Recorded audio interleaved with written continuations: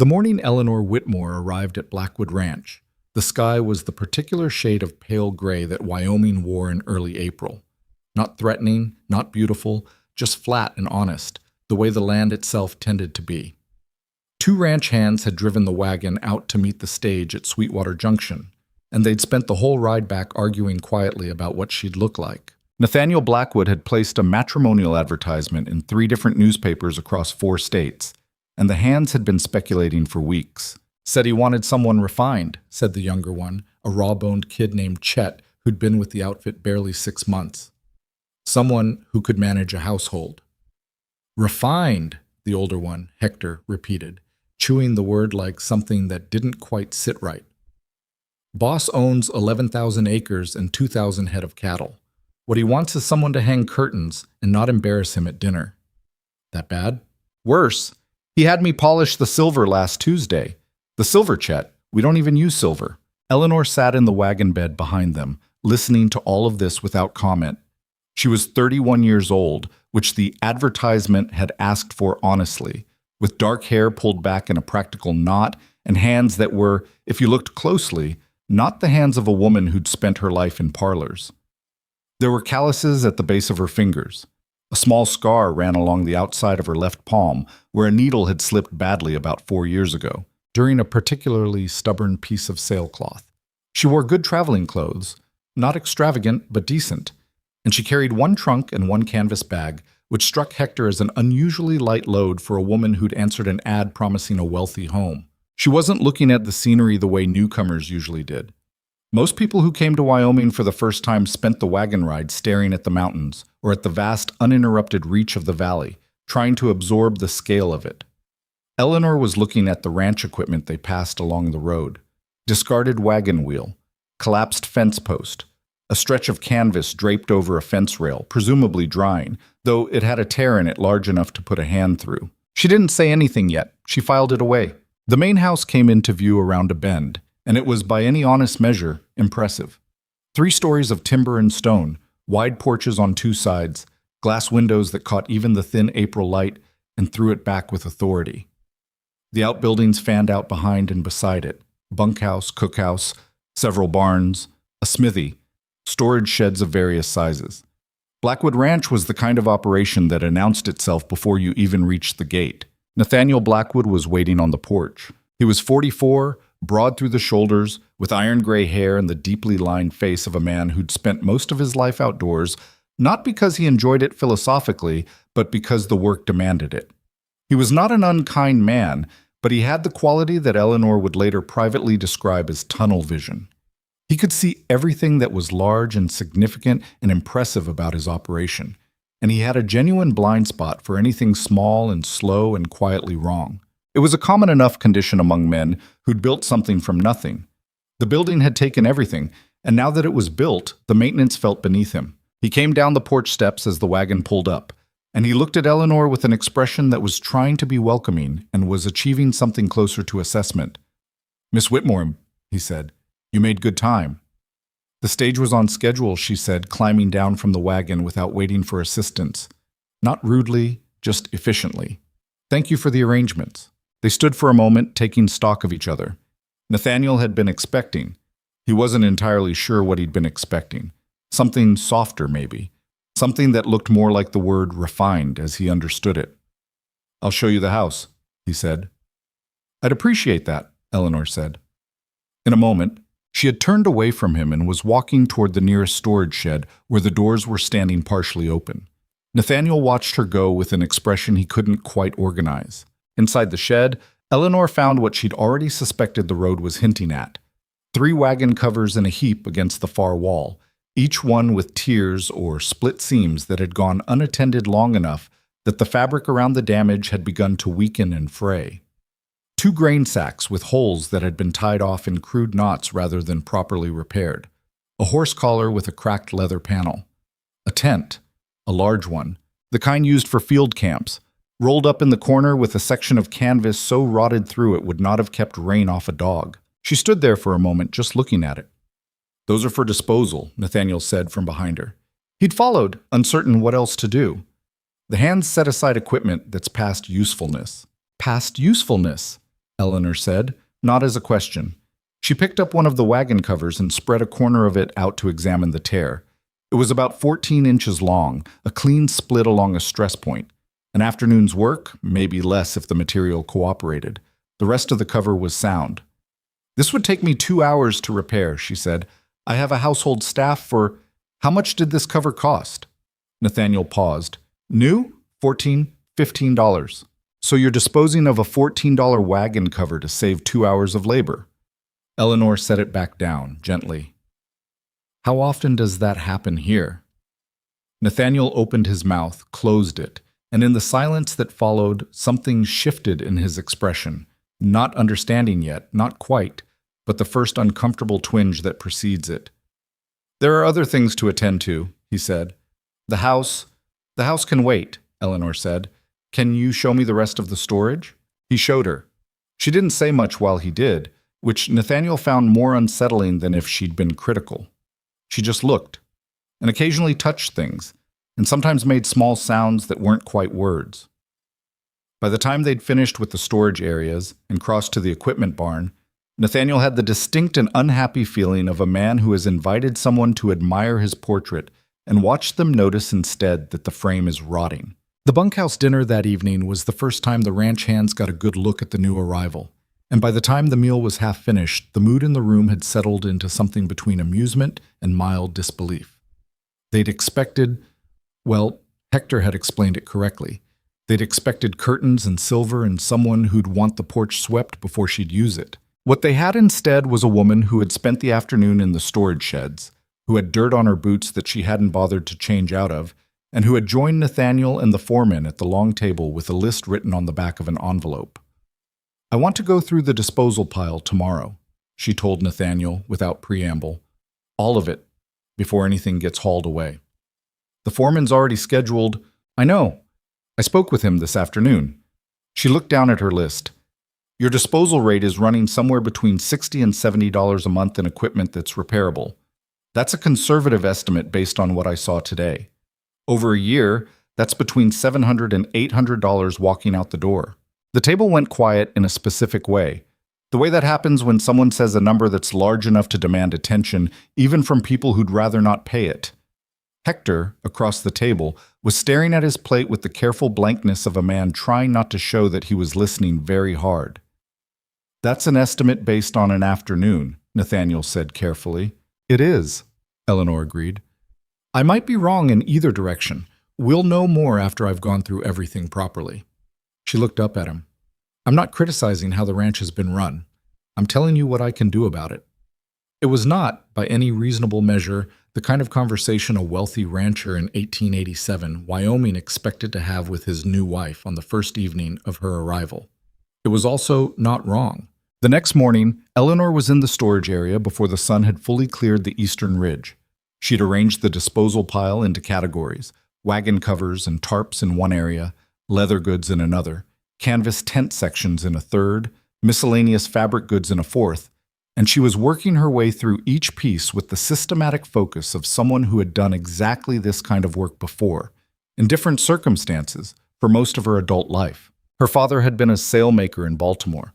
That was the part of her history she hadn't included in her letter to Nathaniel Blackwood's advertisement because it didn't fit the word refined the way he'd used it, and she'd known it. What she'd included instead was that she was skilled at household management and experienced with large-scale textile care and repair, which was true, technically, if you accepted that sailmaking was a kind of textile work, which she did, even if the sails in question had been for commercial vessels rather than drawing room curtains. She'd spent 14 years in her father's shop. She knew canvas and duck cloth and heavy linen and oiled leather the way other women knew china patterns. She knew how stress traveled through a seam, where wear started, which failures were cosmetic and which were structural. She could look at a piece of damaged equipment and know within a few minutes whether it was worth saving and what saving it would take. What she found in that disposal pile told her a story about Blackwood Ranch that was different from the one the Grand House tried to tell.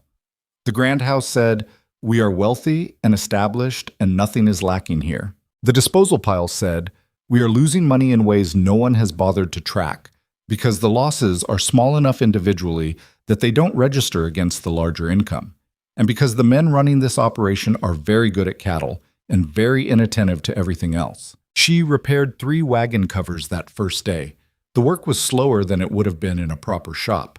She was working outside on a makeshift surface.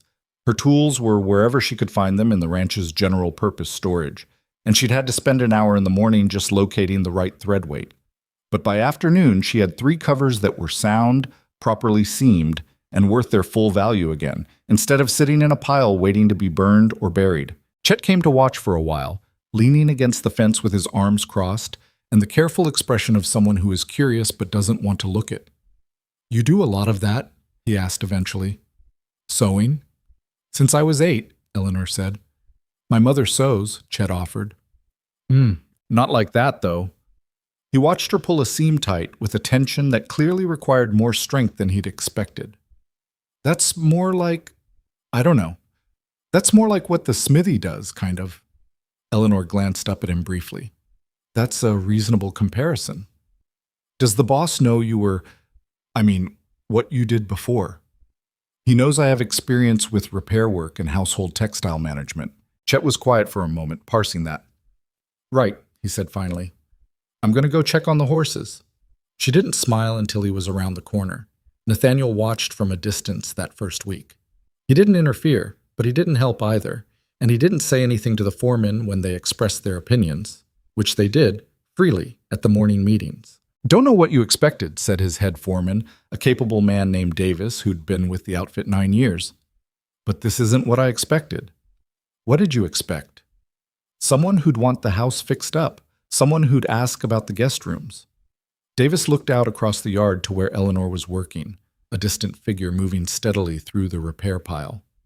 "Not whatever this is." "She's saving money," Nathaniel said. "She's mending grain sacks," Davis said, "which my grandmother did, before she died." "Your grandmother probably didn't calculate the loss rate on disposal equipment to the nearest dollar." Davis had nothing to say to that. The community's reaction arrived at roughly the same pace as the gossip, which in a valley like Sweetwater moved at a speed somewhere between spring flooding and rumor, fast, indiscriminate, and capable of traveling places it had no business being. Margaret Holloway, who was the wife of the nearest neighboring rancher, and who had been the de facto social authority of the valley for going on 12 years, came to call on the second Sunday. She brought 2 other women, Vera Costello and Addie March, and the 3 of them arrived in a well-appointed buggy with the particular energy of people conducting an inspection while pretending to pay a social visit. Eleanor received them in the front parlor, which she had not yet done anything with. The curtains were still whatever they'd been before her arrival. The furniture arranged as it had always been, no flowers or improvements or evidence of domestic ambition. "We were so looking forward to meeting you," Margaret said, settling herself with the graceful authority of a woman who considers every chair she sits in to become, temporarily, a throne. "Nathaniel has been in need of a woman's touch around here for such a long time." "Has he?" Eleanor said. "The house has such potential," Vera offered. "With the right attention, the parlor alone could be—" "I'm sure you're right," Eleanor said. "I haven't gotten to the parlor yet. I've been focused on the equipment storage." A pause. Of the particular quality that occurs when something unexpected enters a conversation that had already organized itself around other expectations. "The equipment storage," Margaret repeated. There was a significant backlog, repairable gear that was being discarded. Eleanor reached for the teapot, which she had at least managed to organize properly. "Would you like tea?" The visit lasted 40 minutes and produced, Eleanor estimated, 3 to 4 days of commentary across the valley. She didn't particularly mind. She had dealt with commentary before, in other forms, and she had learned long ago that the fastest way to outlast commentary was to keep working. She kept working. By the end of the second week, she had cleared the original disposal pile entirely and had begun a systematic assessment of all the equipment on the property. Not just the discarded pieces, but everything in active use, looking for stress points and early wear that would become failures if ignored. The saddle inventory alone had 3 pieces that were a hard ride away from a broken tree or a blown rigging. She pulled them and repaired them before anyone asked her to. Nathaniel noticed. He didn't say anything for several days, in the way that men who have been certain of something sometimes require time to accommodate evidence that they might have been wrong. He watched her work. He watched the disposal pile stop growing. He watched Davis, grudgingly, stop arguing about it and start occasionally noting, in the morning meetings without looking at anyone, that a particular piece of gear was in for repair rather than replacement. On a Thursday evening, about 3 weeks into Eleanor's time at Blackwood Ranch, Nathaniel found her in the barn, finishing a seam on a heavy canvas tarp by the light of a lantern. He stood in the doorway for a moment before she acknowledged him. "You don't have to do that at night," he said. "I have good light," she said, without stopping. "And I wanted to finish this section before the weather changes." "The weather's not forecast to change for a week." Eleanor looked up at him with an expression that was patient, and underneath the patience, a little amused. "Davis told you that," she said. "He did. Davis watches the sky the way a cattleman watches the sky. He's tracking temperature and precipitation for grazing purposes. I'm watching barometric pressure and wind pattern, which is different." Nathaniel came fully into the barn and sat down on a hay bale a few feet away, in the general posture of a man who has decided to stop standing in doorways. "And the difference matters?" "For canvas and textile care, very much. Moisture is the enemy of thread integrity. You want seams finished and materials stored before pressure drops significantly, not after." She pulled the needle through again. "The storm I'm expecting will be worse than Davis thinks." "How much worse?" "We'll see." She tied off the thread, bit it, and held the section up to check it in the lantern light. "But I'd rather finish this now and be wrong than leave it and be right." Nathaniel was quiet for a moment. The barn settled around them. The small sounds of horses in the stalls, the creak of timber, the distant complaint of a hinge somewhere in the dark. "In your letter," he said finally, "you listed your experience as household textile management." "Yes. That's not quite what this is." "No," Eleanor agreed. "It's not quite what this is." Another silence. Nathaniel picked up a piece of scrap canvas from the floor beside him, turned it over in his hands. "Why didn't you say what it actually was?" Eleanor set the finished section of tarp aside and began threading the needle again for the next section. "Because you weren't advertising for a sailmaker's daughter who knew heavy canvas and load-bearing seams," she said. "You were advertising for a refined woman who could manage a grand house. If I'd written that I'd spent 14 years in a waterfront shop in Baltimore, you'd have thrown my letter in the pile with all the ones you rejected." Nathaniel looked at the scrap canvas in his hands. He didn't disagree with her. "I can manage the house," Eleanor added. "I can organize a kitchen and receive guests and do everything a woman in this position is supposed to do. I'm not refusing those things. I'm just saying that what I'm doing out here matters more right now, and I'd like to be allowed to do it." "I haven't stopped you," Nathaniel said. "No," she said. "You've let the foreman be condescending about it and haven't corrected them, which is a form of permission, but you haven't stopped me yourself." She looked up at him, and there was nothing harsh in it, just direct. "I'm asking for something slightly different than being allowed to continue. I'm asking for it to be taken seriously." Nathaniel Blackwood was not a man who found that kind of conversation easy. He'd spent 44 years building something, and most of what he'd built had been built by not being wrong, or at least by not admitting it when he was. But he was also, under the tunnel vision and the pride and the accumulated habits of a successful man, fundamentally a fair one. "What would taking it seriously look like?" he asked. "Let me assess the full inventory," Eleanor said. "Every storage area, every item of equipment in active use. And when I tell Davis something needs repair, I'd like him to treat it like a directive from the operation, not a suggestion from your wife." Nathaniel thought about this for longer than it should have required, which was itself a kind of answer. "I'll talk to Davis," he said. "Thank you." He started to get up, then stopped. "The storm you're expecting," he said. "How confident are you?" Eleanor glanced toward the barn door where the night outside was still and clear and showed no visible reason for concern. "Confident enough that I'd like to finish this tarp tonight," she said, "and check the grain storage covers in the morning."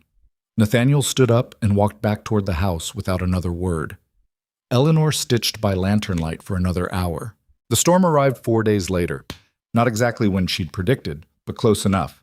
It came in the night, a hard driving thing with more fury in it than the valley typically saw in early spring, the kind of storm that hit sideways and found every gap in a structure and every weakness in a seam.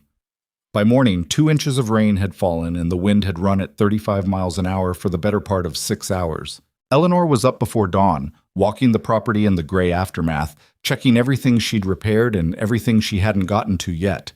The things she'd repaired held the grain storage covers, which she'd checked and reinforced 2 days before, after an evening of calculating wind load against the existing seam tension, held without incident. The wagon covers she'd repaired in the first week were sound. The tarp she'd finished by lantern light was exactly where it should be, doing exactly what it was supposed to do, water beating off the surface and running clear. 3 storage items she hadn't gotten to yet had failed. 1 grain sack that had been on her list for the following week had split at the knot-tied hole and lost a portion of its contents. One of the wagon covers still in active rotation, one she'd assessed and flagged for repair, but Davis hadn't pulled from service yet, had torn further along the existing weakness. She cataloged all of it before breakfast. That afternoon, a rider came from the Holloway Ranch, then another from the Costello outfit. Then, before evening, 2 more. One from a small freight operation called Merriweather and Sons, and one from a ranch Eleanor hadn't met yet, 3 miles to the northeast. All with the same general errand: significant equipment losses in the storm, and someone had told them, word traveled, as it always did, that the new Mrs. Blackwood over at the Blackwood place had some kind of way with canvas and gear. Eleanor stood in the yard and listened to the 4th rider explain his situation, which involved a tent that had collapsed in the storm and a wagon cover that was now more holes than cover. And as she listened, she was already beginning a calculation in her head that had nothing to do with immediate repair and everything to do with the shape of something larger that was becoming slowly and clearly visible. "I can take a look," she said. "What do you charge?" the rider asked. He was a young man, maybe 22, with the kind of earnest, direct manner that suggested he'd been sent because he was reliable, rather than because anyone thought this was likely to work out. Eleanor thought about it. "A fair wage for the hours," she said. "We can talk numbers when I've seen what you've got." The rider looked at her for a moment with the expression of someone trying to figure out if this was real or some kind of misunderstanding. "You're Blackwood's wife," he said. "I am," Eleanor said. "And you're—" "Yes," she said. "Bring the gear over tomorrow morning." After he rode out, she stood in the yard a minute longer, looking at the barn, at the storage sheds, at the long open space between them, where the afternoon light was falling warm and straight across the hard-packed earth. Nathaniel came out of the house and stood on the porch, watching her. "Riders from 4 outfits today," he called down. "I know," Eleanor said. "I was there for all of them." "What are you thinking?" Eleanor turned to look at him across the yard. There was something in her expression that he was starting to recognize. Not excitement exactly, but a particular quality of attention. The look she got when she was seeing something that other people hadn't quite found yet. "I'm thinking," she said, "that the storm did us a favor." Nathaniel Blackwood stood on his porch in the fading afternoon light of his 11,000-acre ranch, looking at the woman he'd brought out from Baltimore to hang curtains in his mansion, and had the strange, disorienting, and not entirely unpleasant sensation of a man who has asked for a lamp and been handed instead a window, and is only just beginning to understand the difference. "Come inside," he said finally. "You can explain it over supper." She walked up the porch steps, and he held the door, and neither of them said anything else until they were seated at the table, and the cook had brought the first course, and the evening had settled down around them like something that was, against the odds, beginning to take shape. The supper conversation lasted longer than either of them expected. Nathaniel had assumed Eleanor would lay out some practical plan. A schedule, perhaps? A list of items to address? The kind of thing a capable woman might propose after a productive day. What he got instead was a quiet and fairly relentless dismantling of the way he'd been thinking about his own ranch for the better part of 20 years, delivered without drama, between bites of roasted chicken, by someone who seemed to consider none of it particularly remarkable. "You're running the ranch like a man who's wealthy enough to absorb small losses," Eleanor said. "Which you are, so nobody's flagged it as a problem." "The operation is profitable," Nathaniel said, with the slight stiffness of a man defending something he hadn't realized was under discussion. "Extremely," Eleanor agreed. "The cattle operation is sound, the land management is sound. Your grazing rotation, from what Davis has explained, is better than most outfits in the valley." She paused. But there's a layer underneath all of that where money goes out the door every month in amounts too small to make it onto any report and too consistent to be accidents. Equipment loss. Equipment loss, yes. But not only that. She turned her fork over in her hand, thinking it through the way she always did when she was trying to find the right word for something she understood mostly in numbers and textures and physical weight. When a grain sack fails because a hole was tied off instead of properly repaired, you don't just lose what spills. You lose the feed, and you lose the time it takes to clean up the spill. And if it spoils the surrounding material, you sometimes lose more than just that sack. Each failure has a radius. Nathaniel looked at her.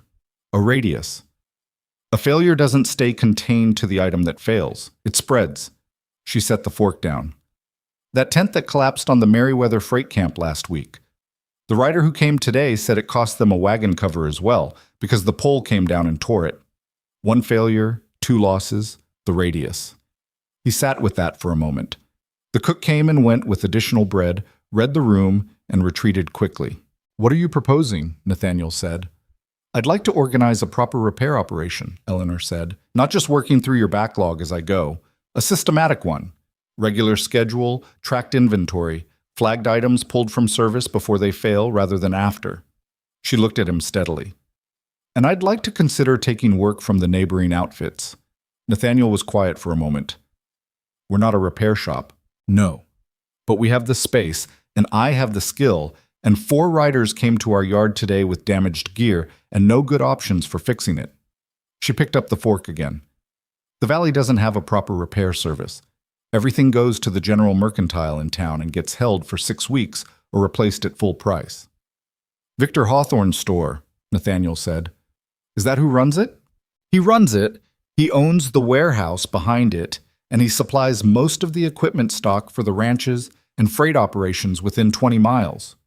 Nathaniel's voice was neutral, but there was something in it, a slight flatness that Eleanor noted without commenting on. "He's been doing good business with this valley for a long time." "I imagine he has," Eleanor said. "If there's no repair service, everything has to be replaced. That's good for a man who sells replacements." Nathaniel didn't say anything to that directly. He reached for his water glass, took a measured sip, and looked out the dark window at nothing in particular. "Hawthorne and I have an understanding," he said. "He supplies, we buy. It's been that way since I started this operation." "I understand," Eleanor said. "I'm not suggesting you stop buying from him. I'm suggesting that some of what you currently buy from him, you don't have to buy at all." The distinction was clean enough that it didn't require elaboration. Nathaniel turned it over in his mind, and Eleanor let him, going back to her meal without pressing, because she'd learned, in the sail-making shop, in the harder years before that, in every negotiation she'd ever conducted across a work table or a merchant's counter, that some things needed to be arrived at rather than pushed toward. "Talk to Davis tomorrow," Nathaniel said finally. "Tell him I want a full inventory of everything in active use, every piece of equipment on this property, assessed and recorded." Eleanor looked up. "And I'll handle the conversation with Hawthorne when the time comes," he added. "That's fair," she said. She meant it, and he knew she meant it, and some small things shifted between them. Not dramatic, not a resolution of anything complicated, just the first faint evidence of 2 people beginning to trust each other's competence across a gap that was wider than either of them had initially admitted. Davis took the directive from Nathaniel with the professional composure of a man who does not allow his face to communicate everything his mind is doing. He acknowledged it, said yes, sir, and went about his morning tasks without visible objection. But that afternoon, when Eleanor came to him with the inventory sheet she'd begun preparing, he stood in the barn doorway with his arms crossed and the look of a man standing on a boundary he wasn't entirely sure he was allowed to defend. "I'll have the hands help with the assessment," he said. "That's fine, but I'd like to know what happens if something I call serviceable gets pulled." "Then we discuss it," Eleanor said. "I'm not here to override your judgment about what's needed in the field. You know this operation better than I do." Davis looked at her with the cautious expression of someone who has been managed before and is trying to determine what kind of management this is. "You repaired that saddle last week," he said. "The Martinez rig." "The tree was stressed," Eleanor said. "Another hard ride and it would have cracked under him." Martinez didn't notice anything wrong with it. Martinez isn't looking at the underside of the skirt and checking tree integrity. He's getting on the horse, and writing. She met Davis's eyes without flinching. I'm not saying he's careless. I'm saying there are things that require different kinds of attention to see. Davis chewed on the inside of his cheek for a moment. It was not, Eleanor had noticed, a habit that meant he was irritated. It was what he did when he was genuinely thinking. That saddle's fine now, he said. Yes. Martinez said it rode better than it had in months. The tree being unstressed tends to do that. Another moment. Davis uncrossed his arms, which was its own kind of statement. I'll have Chet start on the south barn tomorrow, he said. We'll work through the inventory section by section. Thank you, Eleanor said. She walked away before he could reconsider it, which was another thing she'd learned a long time ago.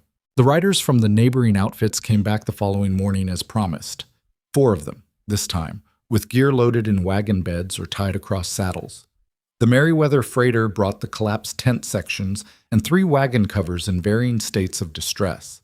The young rider from the ranch to the northeast, whose name turned out to be Tom Aldridge, and whose family had been in the valley nearly as long as Nathaniel, brought a pile of saddle repair work and a canvas tarp that had split along 2 seams. Eleanor set up her workspace in the side yard of the main barn, where the morning light came in at a good angle, and there was room to spread materials out without being underfoot of the regular operation. She had organized her tools by this point, thread stock sorted by weight and material, needles in order of gauge, the 2 heavy awls she'd brought from Baltimore wrapped in their original cloth, a set of cutting tools that were better than anything she'd found in Blackwood's general storage. And she worked through each item with the steady, focused pace of someone who has done exactly this long enough to know the difference between hurrying and efficiency. Chet came by mid-morning on some errand between the barn and the bunkhouse and stopped without quite meaning to. You do all of that by hand? He asked, watching her pull a seam on the Merriweather tent canvas. Most of it, Eleanor said. There are machines for some of the lighter work, not practical for heavy canvas. How long does that take? Depends on the damage. This section, she indicated the span of canvas she was working on, maybe another hour. The full tent, several days. Chet was quiet for a moment. My sister sews, back in Indiana, but she sews like dresses and things. Different kind of work, Eleanor said. Same basic principle. Thread under tension, material held. Everything else is variation. You make it sound simple. It is simple. Simple doesn't mean easy. Chet seemed to want to say something else and then thought better of it and went on his way. Eleanor stitched. By the end of the day, she had completed one of the Merriweather wagon covers and the simpler of the 2 Aldridge saddle repairs, and had assessed all the remaining work well enough to give each outfit a reasonable estimate of time and cost. She charged on a per-hour basis rather than by item, a practice her father had favored, on the grounds that charging by item incentivized rushing and rushing incentivized mistakes, and mistakes in a seam that bore load could be catastrophic. She set the rate at something fair but not charitable, because she was doing skilled work and had learned that undercharging for skilled work created a particular kind of disrespect that cheapened the work itself. Tom Aldridge, when she told him the total for his saddle repair, looked at it for a moment and then at her. That's less than Hawthorne's store charges to send the same work to the city, he said. I imagine it is, Eleanor said. I'm also faster, and you don't have to wait 6 weeks. Tom Aldridge nodded slowly. My father's going to want to know about this. Your father is welcome to come by, Eleanor said. He came the following Tuesday, James Aldridge, a weathered man in his late 50s who had the particular quality of old valley ranchers. They'd survived long enough that they didn't feel they needed to pretend about things. He walked through Eleanor's workspace with the frank assessment of someone who is evaluating an operation rather than paying a social call, which Eleanor respected. The saddle Tom brought, he said. Who taught you to work leather like that? My father did some leather work alongside the canvas, Eleanor said. They're related skills. Your father was a sailmaker. She hadn't told Tom that. Word travels, she said. In this valley, it does. James Aldridge picked up a piece of canvas she was mid-project on, looked at the seam she'd finished, and set it down. Hawthorne's going to notice, he said, when you start pulling repair business away from his replacement sales. I expect he will. He's not a man who takes that kind of thing quietly. Eleanor met the older man's eyes. I appreciate the warning, she said. James Aldridge nodded. Once, and left without further ceremony. Eleanor watched him go and then went back to work, because there was nothing else to do with a warning except file it and keep going. The weeks that followed settled into a rhythm that was unusual for Blackwood Ranch, but began to feel, with a speed that surprised even Eleanor, like the normal shape of things. Mornings started with the ranch's own inventory. She and Chet, and sometimes one of the other hands who'd been assigned to assist, working through the systematic assessment Davis had agreed to. Afternoons were for the outside work, the gear brought in from neighboring outfits, which arrived now with enough regularity that Eleanor had started keeping a simple log. She was not the only one keeping track of things. Nathaniel, who had always kept meticulous records of his cattle numbers and grazing rotations, began appearing at her workspace in the evenings, not to interfere but to look at her log. He didn't say much about it, but she noticed the way his eyes moved across the numbers, the careful, adding up look of a man recalculating something he thought he'd already calculated. "The operating cost is down," he said one evening in early May, standing in the barn doorway while Eleanor finished a seam by lantern light again. This time she'd put a better lantern in, one she'd found and repaired in the storage shed, its cracked glass replaced with a panel from a broken window she'd salvaged from the equipment dump. "I know," Eleanor said. "Davis says the disposal rate is down 60%. Closer to 65, Eleanor said. "But we're also not through the full inventory yet. Once we've assessed and addressed everything in active rotation, the rate should come down further."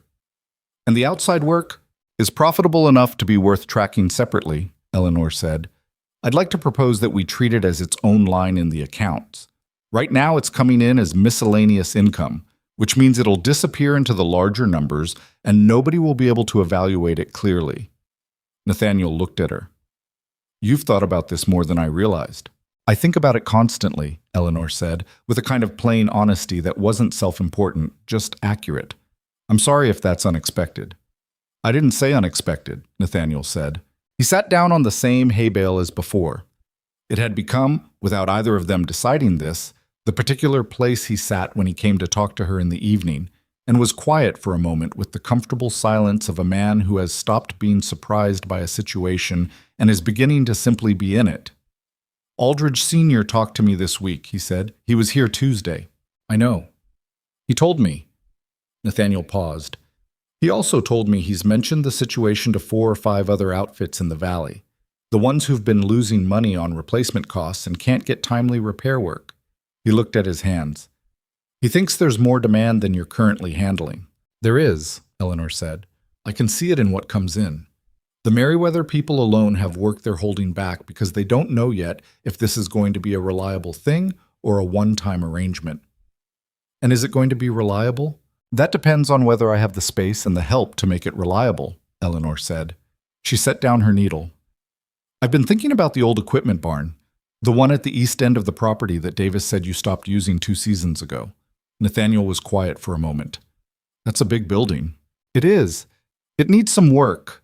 I've looked it over, but the structure is sound. With proper workbenches and better light and more storage for materials, I could run a proper shop, handle 3 or 4 times the current volume." She picked up her needle again. "I'd also need help. I can't do this volume alone." "Who would you hire?" "Women from the valley, mostly. There are women in this area who have sewing skill and need income and aren't getting either. Ranch wives who are capable of more than their current situations allow." She said it matter-of-factly, not as a political statement, but as a practical observation. "The kind of work I do is learnable by anyone willing to be taught. I don't need to look far." Nathaniel sat with all of this for a long while. Outside, the Wyoming night was making its usual sounds. Horses in the paddock, the distant yip of a coyote working the eastern ridge, the wind coming down off the mountains with the particular steadiness that meant the weather was settled for now. "I'll have a look at the east barn tomorrow," he said. Eleanor nodded and went back to her work, and the lantern light moved with her hands. What happened over the following weeks was not, as Nathaniel would later try to articulate it, a transformation exactly. A transformation implied something dramatic, a before and after. This was more gradual and more structural than that. The way a river changes course, not in a flood, but through consistent, quiet pressure against a bank, year after year, until one day you look at the land and the water is simply somewhere different than it used to be. The east barn was cleaned and organized. Eleanor drew up a plan for the workbench layout and gave it to Davis, who passed it to the hands with the neutral competence of a man who has stopped questioning directives he can see are sensible. The benches were built in 4 days, rough but functional, good solid timber properly joined, which was all Eleanor had asked for. She hired 3 women in the first month. Ruth Carey, whose husband had a small claim in the foothills and whose household income sat in the uncertain bracket that characterized most small ranch families. Nettie Doss, a widow in her 40s who had been doing laundry and housework for various valley families since her husband had died 3 years ago, and who had, it turned out, an exceptional natural aptitude for heavy seam work once Eleanor showed her what to look for. And Clara Vanson, who was 20 years old and had nothing in the way of formal experience, but had been mending and constructing clothing for a family of 8 since she was 12, and understood textiles the way people understand things they have never had the luxury of not understanding. They were, none of them, what anyone in the valley would have described as an obvious workforce. They were women who had been handling the work that didn't have a name because it was just what was done, mending and patching and making things last because money was finite and the nearest store was a long ride away, and you didn't get to choose to let things fail. Eleanor recognized this immediately and counted it as the most important qualification any of them had. The training was faster than she'd expected because most of what she was teaching wasn't actually new to them. She was teaching them to apply what they already knew to heavier materials under higher tension, to think about structural load the way a sailmaker thought about it, to recognize stress patterns and failure points. Ruth caught on fastest, with the focused intensity of someone who was finally being asked to do something that used her full capability. Nettie was the most naturally skilled, with hands that seemed to understand the work almost before the instruction completed.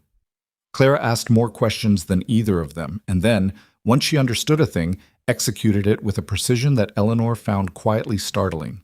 By the time the railroad news arrived, the East Barn workshop was running 3 days a week and had a growing list of regular clients across the valley. The railroad news came through Davis first, as most external information about the valley tended to, because Davis had sources in the town of Sweetwater and understood that information was as much a resource as anything else on a working ranch. He brought it to Nathaniel on a Monday morning in late June, and Nathaniel brought it to Eleanor that evening. Northern Central is running a spur line through the valley, he said. Confirmed route, crews starting to mobilize within 60 days.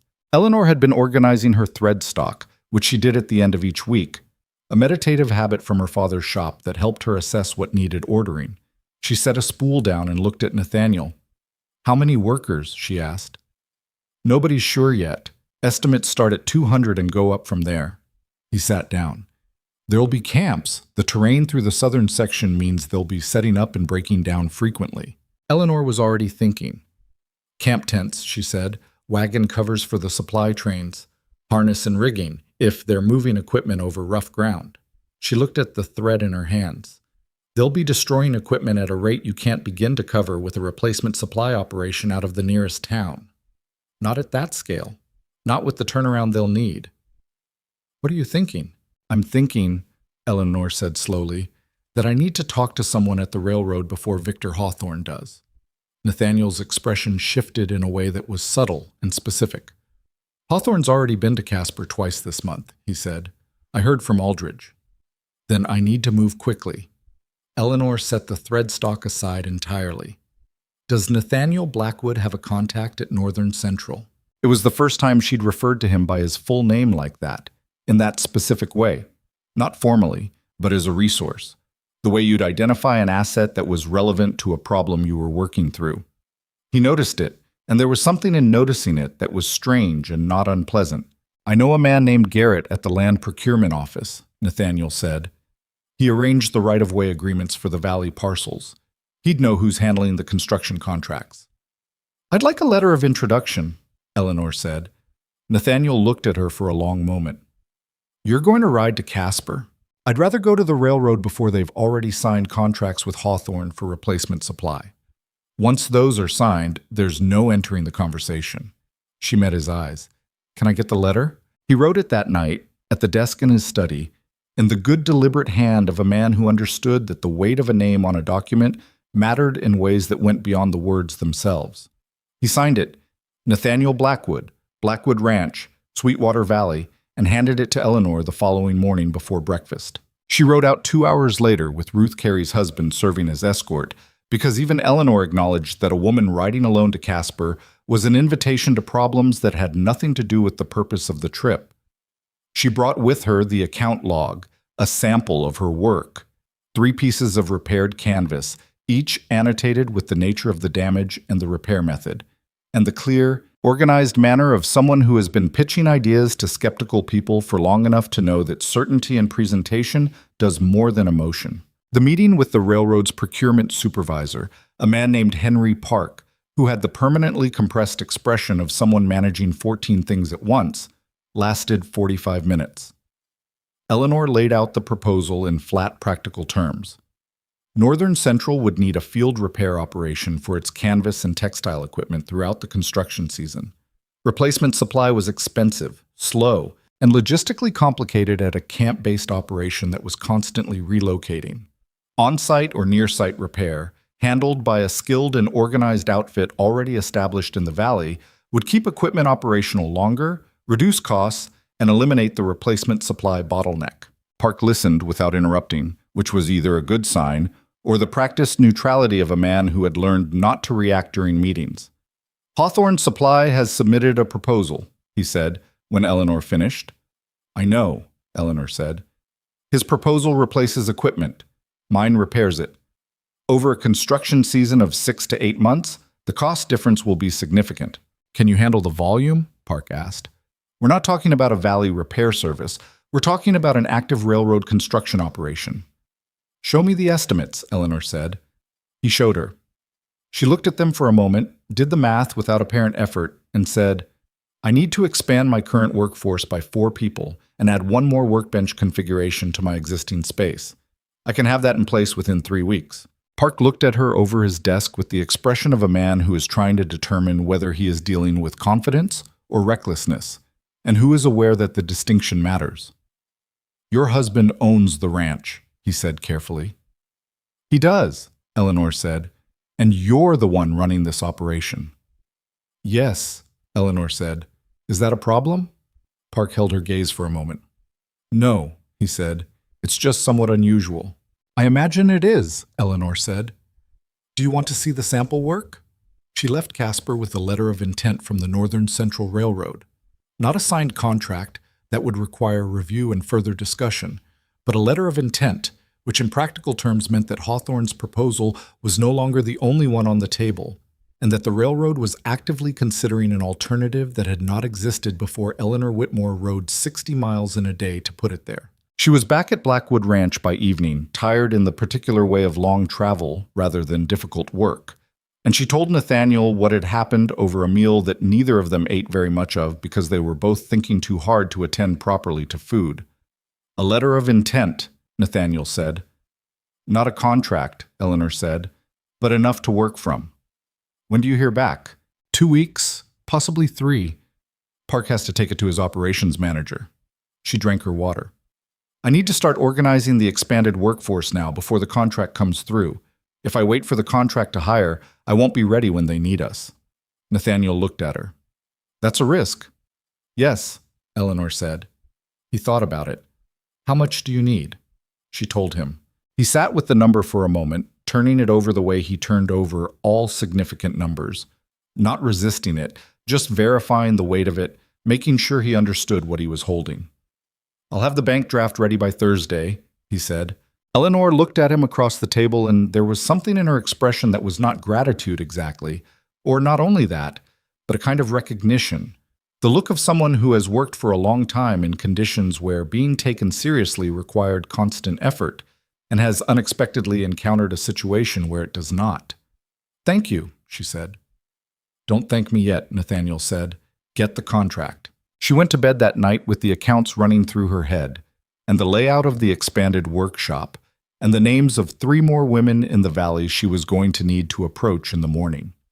The house was quiet around her, and the Wyoming dark outside the windows was the particular dense dark of a place far enough from everything that the night actually got to be night.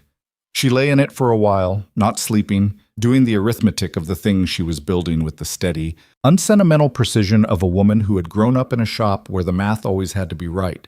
Because if the math was wrong, the seams were wrong. And if the seams were wrong, something eventually broke under the load it was supposed to carry. She did not allow herself to think that this was going well. She had seen too many things that were going well meet a single unexpected force and come apart at every stressed point simultaneously. She thought instead about what she hadn't accounted for, what she might have missed, where the load was landing that she hadn't yet checked.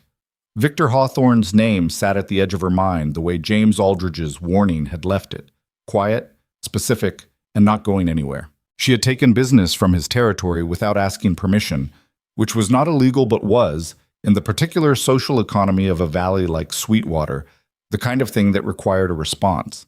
She had gone to the railroad before he could close the deal. She had, in the space of a few months, built something from nothing in a place where nothing like it had existed, and she had done it without asking anyone whether she was allowed to. Hawthorne would notice. Hawthorne had already noticed. The only question, she thought, lying in the Wyoming dark with the account still running behind her eyes, was what noticing would cause him to do. She had some ideas about that. She filed them under the category of things she couldn't prevent and could only prepare for, which was the same category that storms lived in, and she had developed by now a reasonable confidence in her ability to prepare for storms. She closed her eyes. The arithmetic kept running. Sleep came eventually, the way it always did when the numbers finally settled into something that looked approximately right. Not perfect, never perfect, but close enough to work from.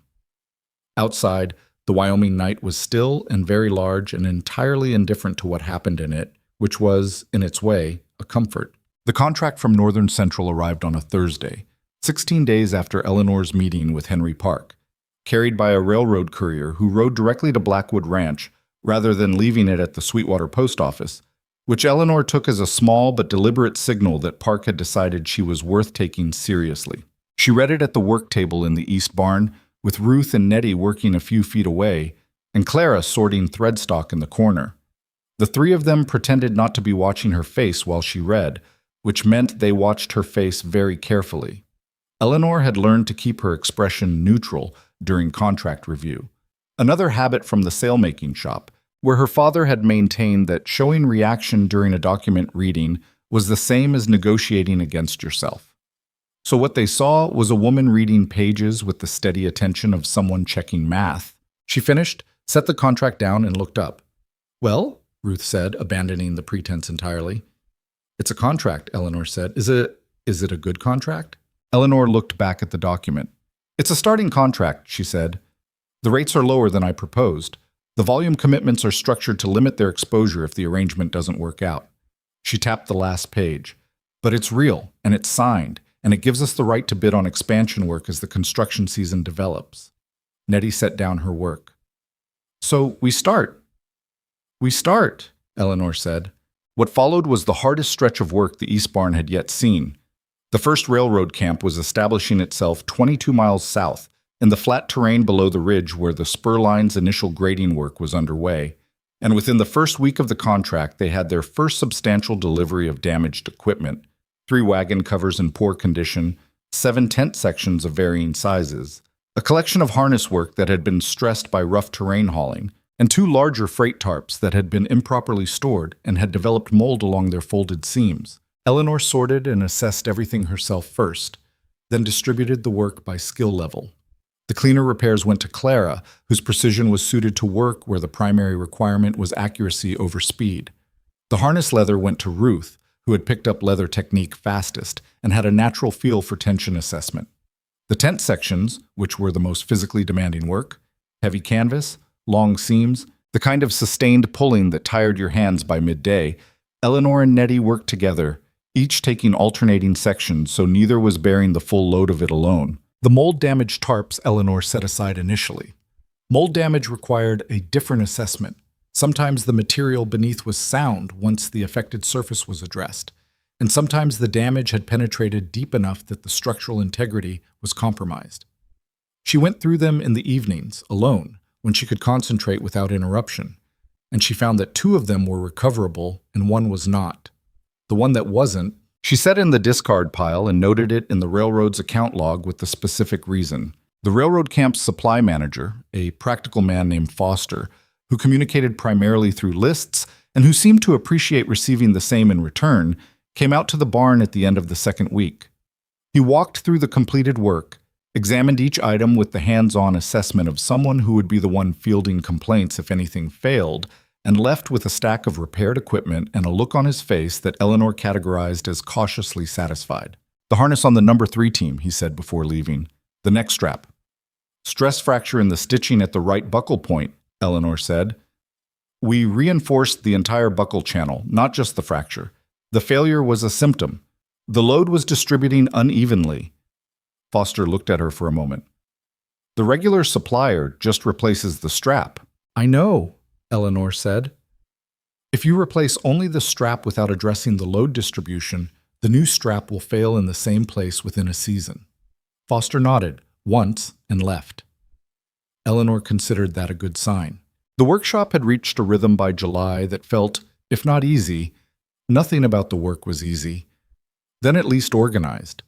5 women now, with the addition of May Sutter, who was a ranch wife from the northern edge of the valley, and who arrived the first morning with her own needles wrapped in chamois leather, which told Eleanor everything she needed to know about how seriously May intended to take this. The 5 of them worked 3 full days a week on railroad contract work, and used the remaining days for the Valley client accounts, which had grown to include 7 regular outfits and a handful of intermittent customers. It was during this period, productive, purposeful, running with the particular momentum of a thing that has found its proper shape, that Victor Hawthorne made his first move. Eleanor heard about it not from Nathaniel and not from Davis, but from Clara, who had a younger brother working at Hawthorne's warehouse, and who came in one Wednesday morning with the carefully neutral expression of someone carrying information they're not sure how to deliver. "My brother said something last night," Clara said, when the others were occupied and Eleanor was reviewing the week's accounts at the end of the workbench. Eleanor looked up. "He said Hawthorne called a meeting at the store. His regular buyers, the bigger ranch accounts, some of the freight operations." Clara kept her voice low, though there was no particular reason to. "He said Hawthorne told them that this operation," she paused, "that what we're doing here isn't appropriate for a ranch wife to be running, that it reflects poorly on the valley, him presenting it that way." Eleanor set her pencil down. "What else?"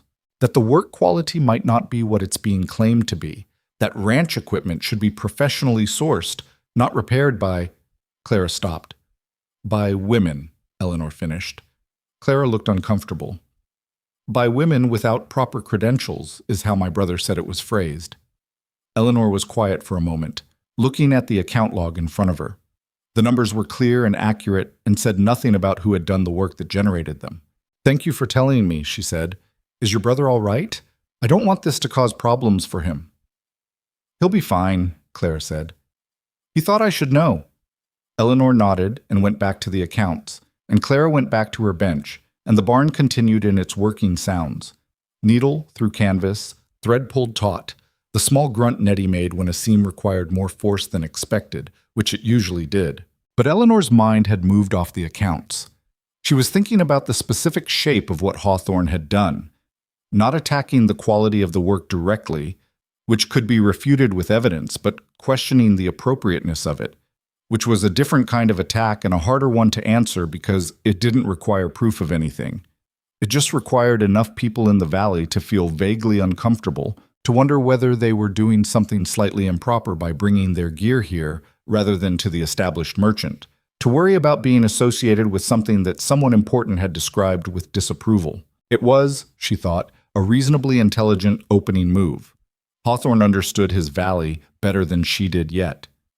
She said nothing to Nathaniel that evening, not because she was keeping it from him, but because she wanted to think through it first, and because she knew that telling Nathaniel would likely produce a direct confrontation with Hawthorne that would generate more heat than light at this particular moment. The opportunity to say something came 3 days later when Nathaniel mentioned over supper that he'd run into Hawthorne at the Sweetwater Bank. "How was he?" Eleanor asked, in a tone she kept to the same register as asking about the weather. Nathaniel looked at her with the slight narrowing of eyes that meant he was registering something in her voice that she hadn't entirely intended to be there. Cordial, he said. More cordial than usual. Hawthorne's cordial when he wants something, or when he thinks he has the better position. Which do you think it was? Both, possibly. Nathaniel set down his fork. He mentioned that he'd heard you were taking on railroad contract work. What did he say about it? He said he hoped the arrangement was everything we expected. A pause. He said it with the specific smile that I've learned over 20 years of dealing with Victor Hawthorne means that he hopes it is very much not. Eleanor looked at her plate. He's been speaking to the Valley accounts, questioning the appropriateness of what I'm doing. Nathaniel was quiet for a moment. How do you know that? I have sources too, Eleanor said. Another moment. Why didn't you tell me? Because I wanted to think about it first without it becoming a conversation about whether you should go confront him. She looked up. Should I have told you immediately? Nathaniel considered the question with the deliberateness of a man who is resisting the reflex answer in favor of the honest one. Probably not immediately, he said. But yes. I'll do that in the future, Eleanor said. I'm sorry. It was, she thought later, the most useful argument they'd had so far. Not because they resolved anything about Hawthorne, but because it established something clear about how they operated together. Nathaniel needed to know things in order to be useful, and Eleanor was accustomed enough to managing things alone that she sometimes forgot that sharing information with someone who was competent and on your side was not the same as losing control of the situation.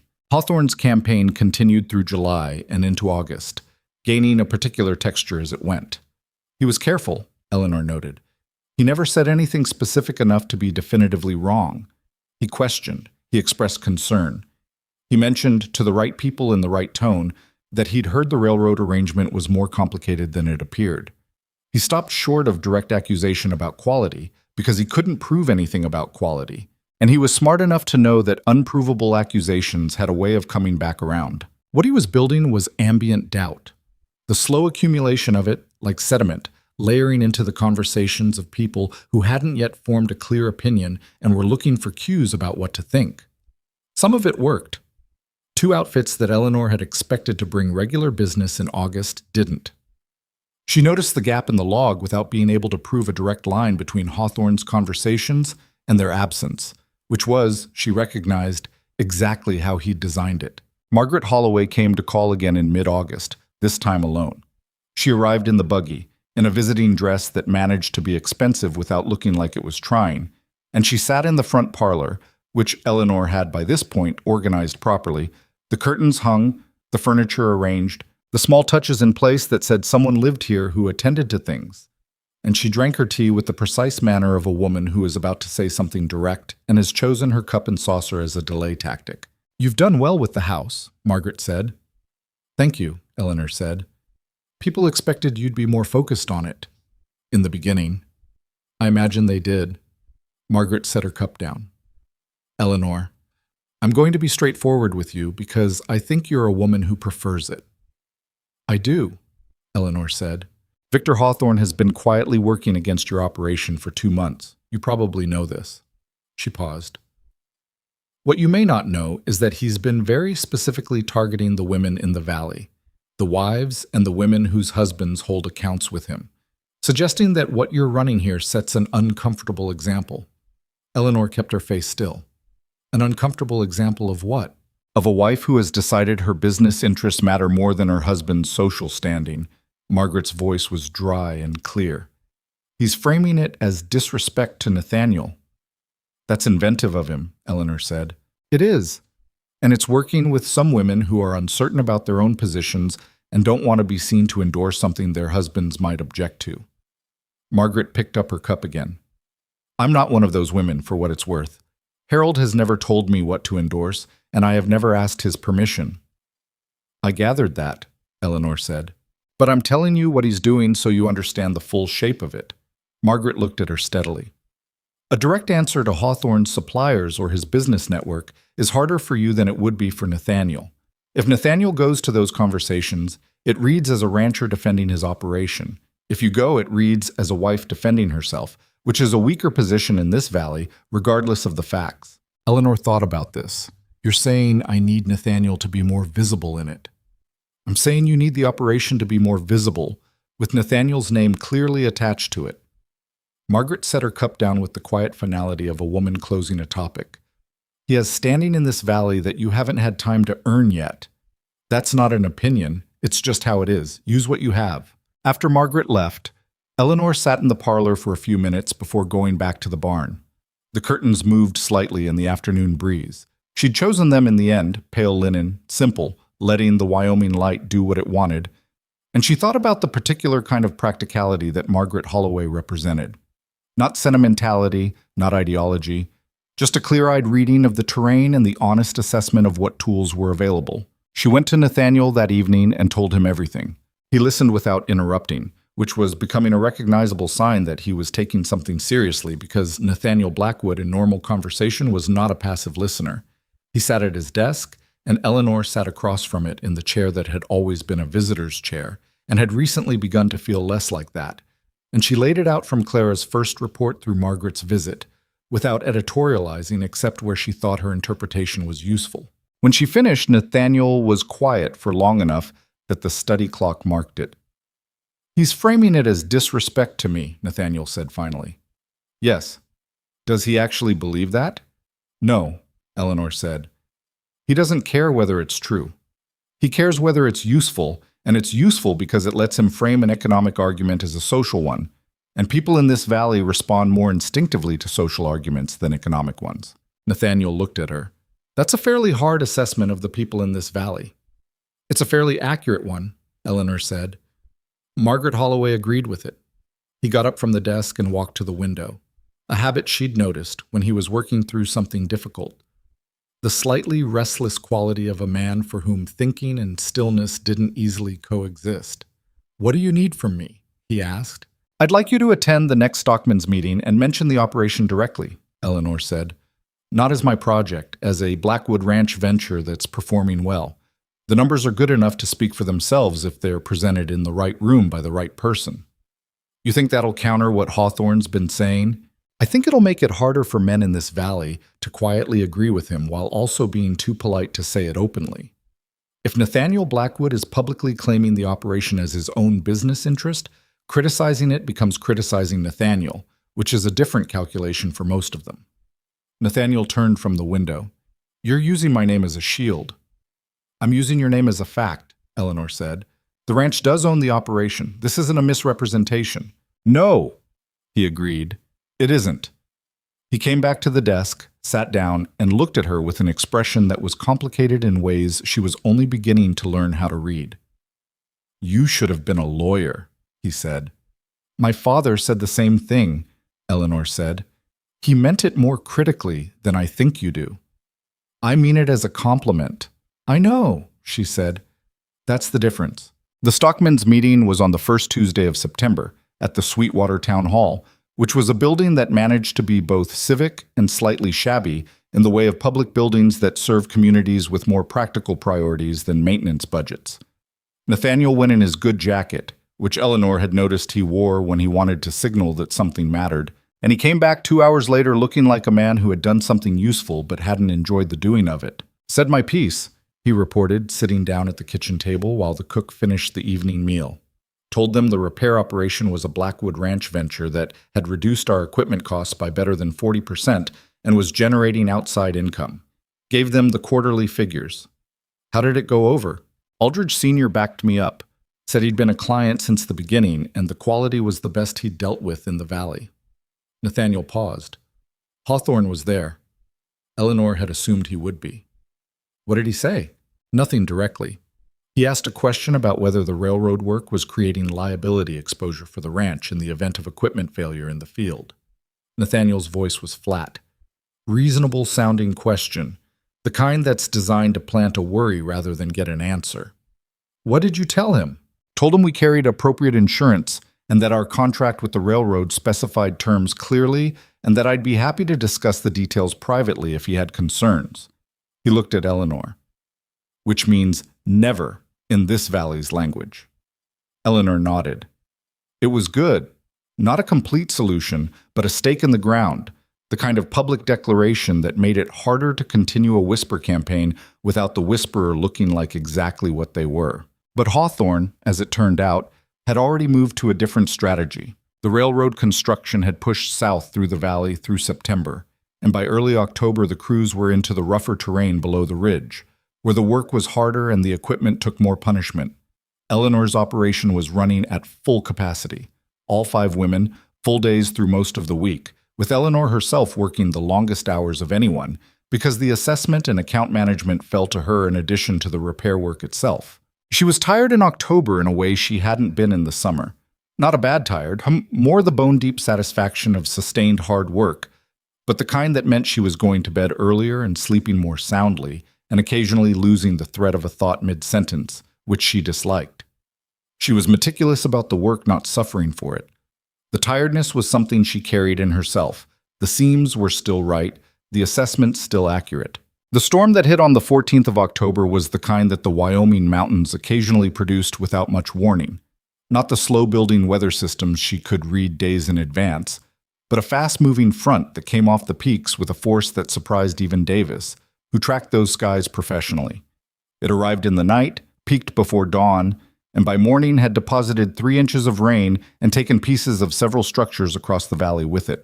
Eleanor was up before light, checking the workshop and the storage, the practiced vigilance of someone who had spent months thinking about what failed in storms and why.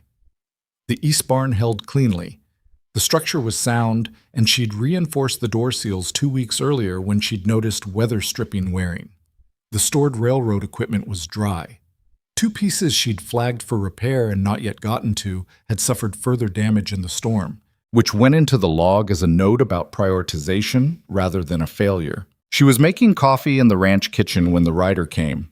He was a railroad man, young, riding hard despite the wet and the dark, and he arrived at the door of the main house with the look of someone who has been told to go fast and had taken that instruction seriously all the way through. "Mrs. Blackwood," he said, when Eleanor answered. "There's been a collapse. Camp 4, south section. One of the large field tents came down in the storm." Eleanor felt the particular cold clarity that comes when something she has been running risk calculations about in the back of her mind suddenly demands front-of-mind attention. "Anyone hurt?" she asked. "No one serious. Some men were in it, but they got clear." He paused.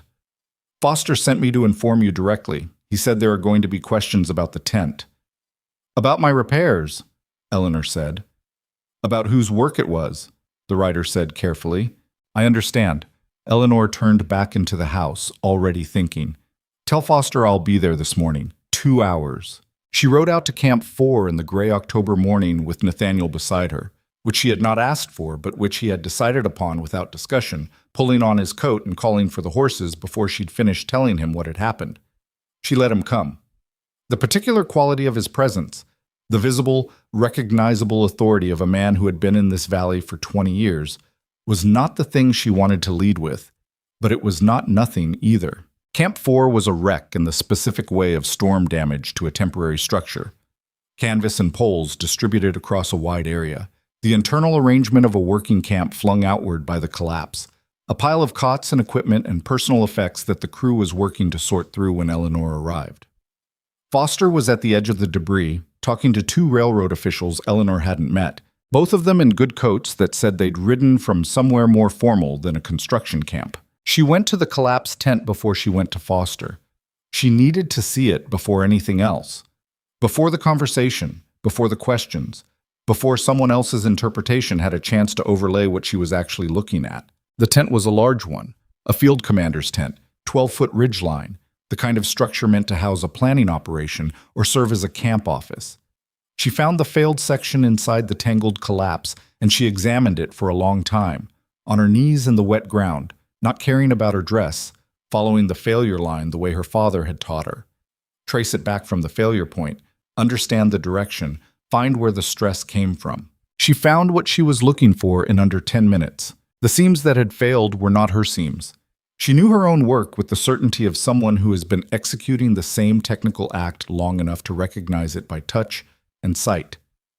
The thread weight, the stitch spacing, the specific pattern of reinforcement at stress concentration points. These seams had none of those characteristics. They were short stitch, light thread, the kind of rapid work done by someone optimizing for appearance rather than load. And the material itself was different from anything she'd worked with in her railroad contract. Lighter, cheaper, the kind of canvas that would look adequate on inspection and fail under sustained pressure. She got to her feet, looked at the section one more time to be certain, and then walked to where Foster was waiting with the two officials. "This tent was not repaired by my operation," she said. Foster looked at her. One of the officials, older, with the bearing of someone who ran things rather than managed them, said, "How can you be certain?" "Because I know my own seam work," Eleanor said, "and these seams are not mine. And because the canvas material in the failed section is not the same material that Northern Central has been sending to my workshop." She looked at Foster. "When was this tent last in my possession?" Foster thought about it. "It wasn't," he said slowly. "We pulled several tents from the replacement stock last month. The ones you'd already worked through were in active use at camps 2 and 3. This tent came from replacement stock," Eleanor said. "That's right." "Who supplied the replacement stock?" A pause. A specific, careful pause, in which several things rearranged themselves in the understanding of the people standing in that wet camp on that gray October morning. "Hawthorne Supply was contracted for replacement stock," one of the officials said. "Standard arrangement for the items not covered under the repair contract." Eleanor said nothing. She didn't need to.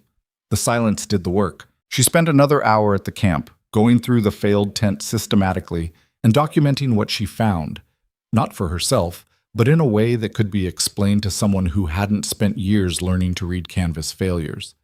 She was thorough and she was calm, and the calm was genuine rather than performed because this was the kind of work she understood completely, and understanding something completely is its own kind of steadiness. Nathaniel stood back through most of this and let her work, which was the right thing to do, and which she noticed. When they rode back toward the ranch in the early afternoon, the October sky having cleared to a cold, clean blue that Wyoming produced in autumn with a kind of casual magnificence, he rode beside her for a while before speaking. "You're certain," he said, "about the tent?" "Completely," Eleanor said. "Foster will need to verify through the supply records." "He'll start on that today," Eleanor said.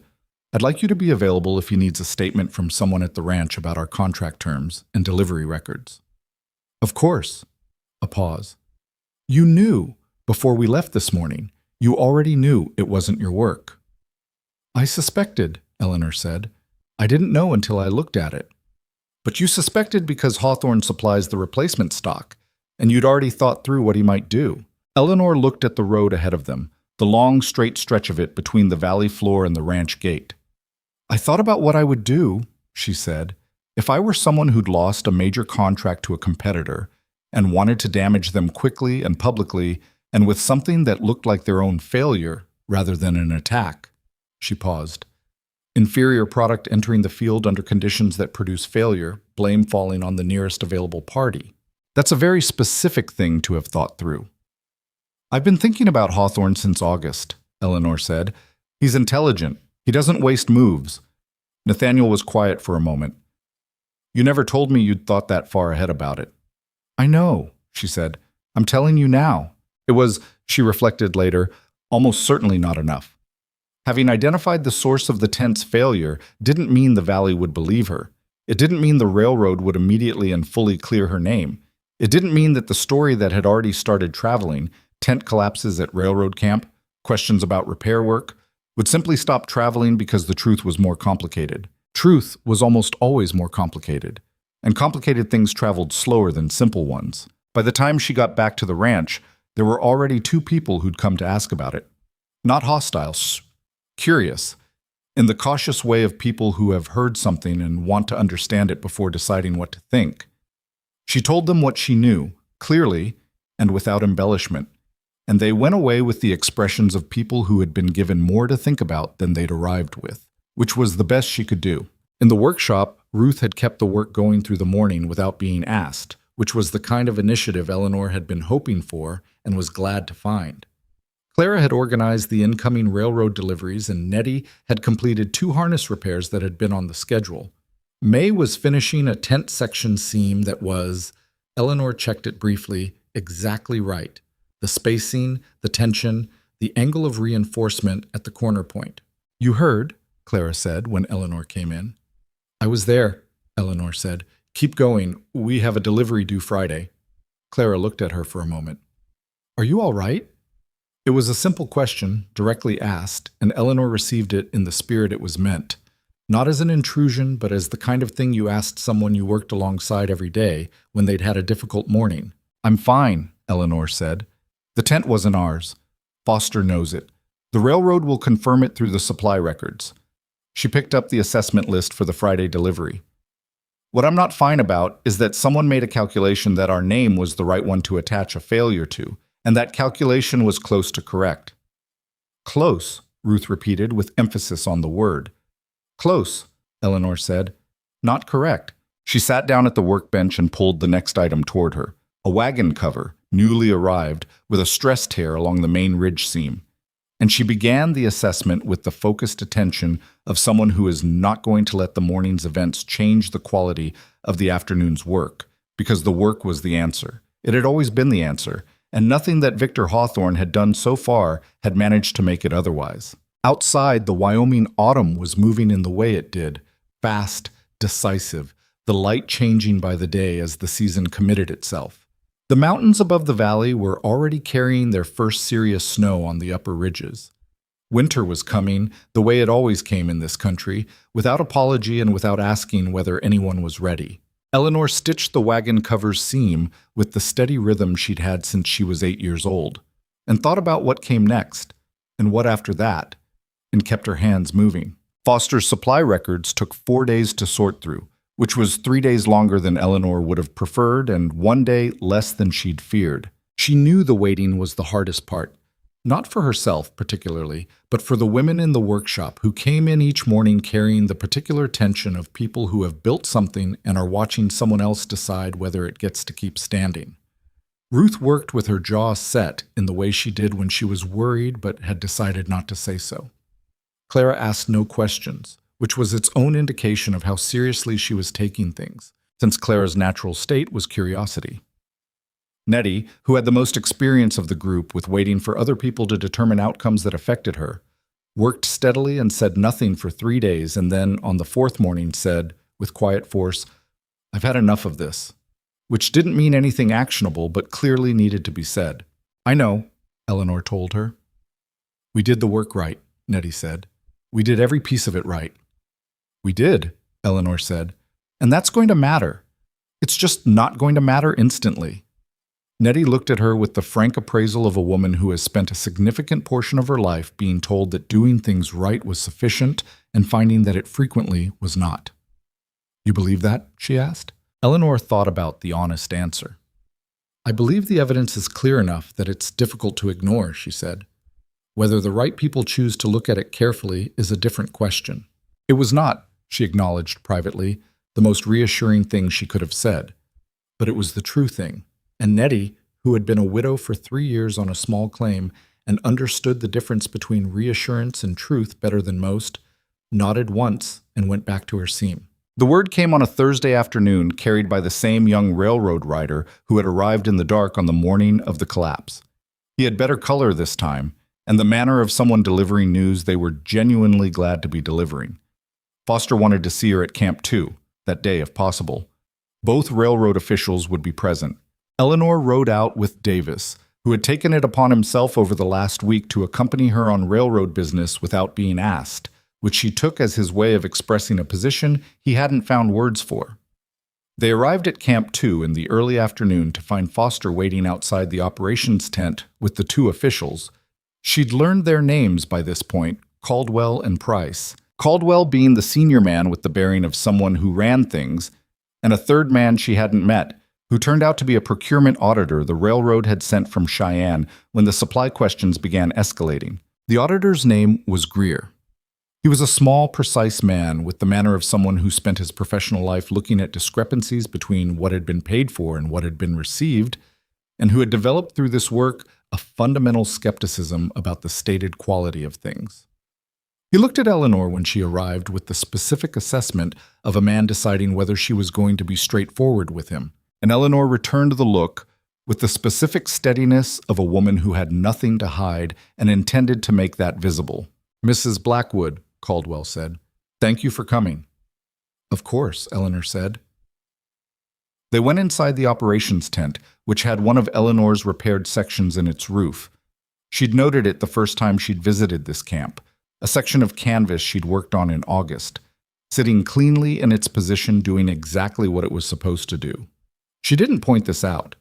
The time for pointing things out would come or it wouldn't. Greer laid out what the audit had found in the flat, organized language of a man presenting findings rather than making arguments. The supply record showed that the tent that had collapsed at Camp 4 had come from a batch of replacement stock delivered by Hawthorne Supply in the third week of September. It had not been in Eleanor's possession at any point. The material specification on the delivery receipt described canvas of a particular weight and grade. The material Greer had recovered from the collapsed tent was measurably lighter and of lower grade than the specification, something that would only be discovered through physical testing of the material, which the railroad had not routinely performed on incoming supply deliveries because there had been no reason to expect a discrepancy. There was more. The audit had flagged 2 additional items in the Hawthorne replacement stock that showed similar discrepancies between the stated specification and the actual material. Both were tent sections currently in storage rather than active use, and when Greer had them pulled and examined, both showed the same pattern: lighter canvas, inferior thread, the kind of construction that would hold up to the visual inspection that incoming goods typically received and fail under the sustained load and weather exposure of actual field use. Eleanor listened to all of this without speaking. When Greer finished, she waited a moment to be certain he was done, and then she said, "May I ask about the tent sections at Camps 2 and 3, the ones that were in my repair rotation?" Greer looked at his notes.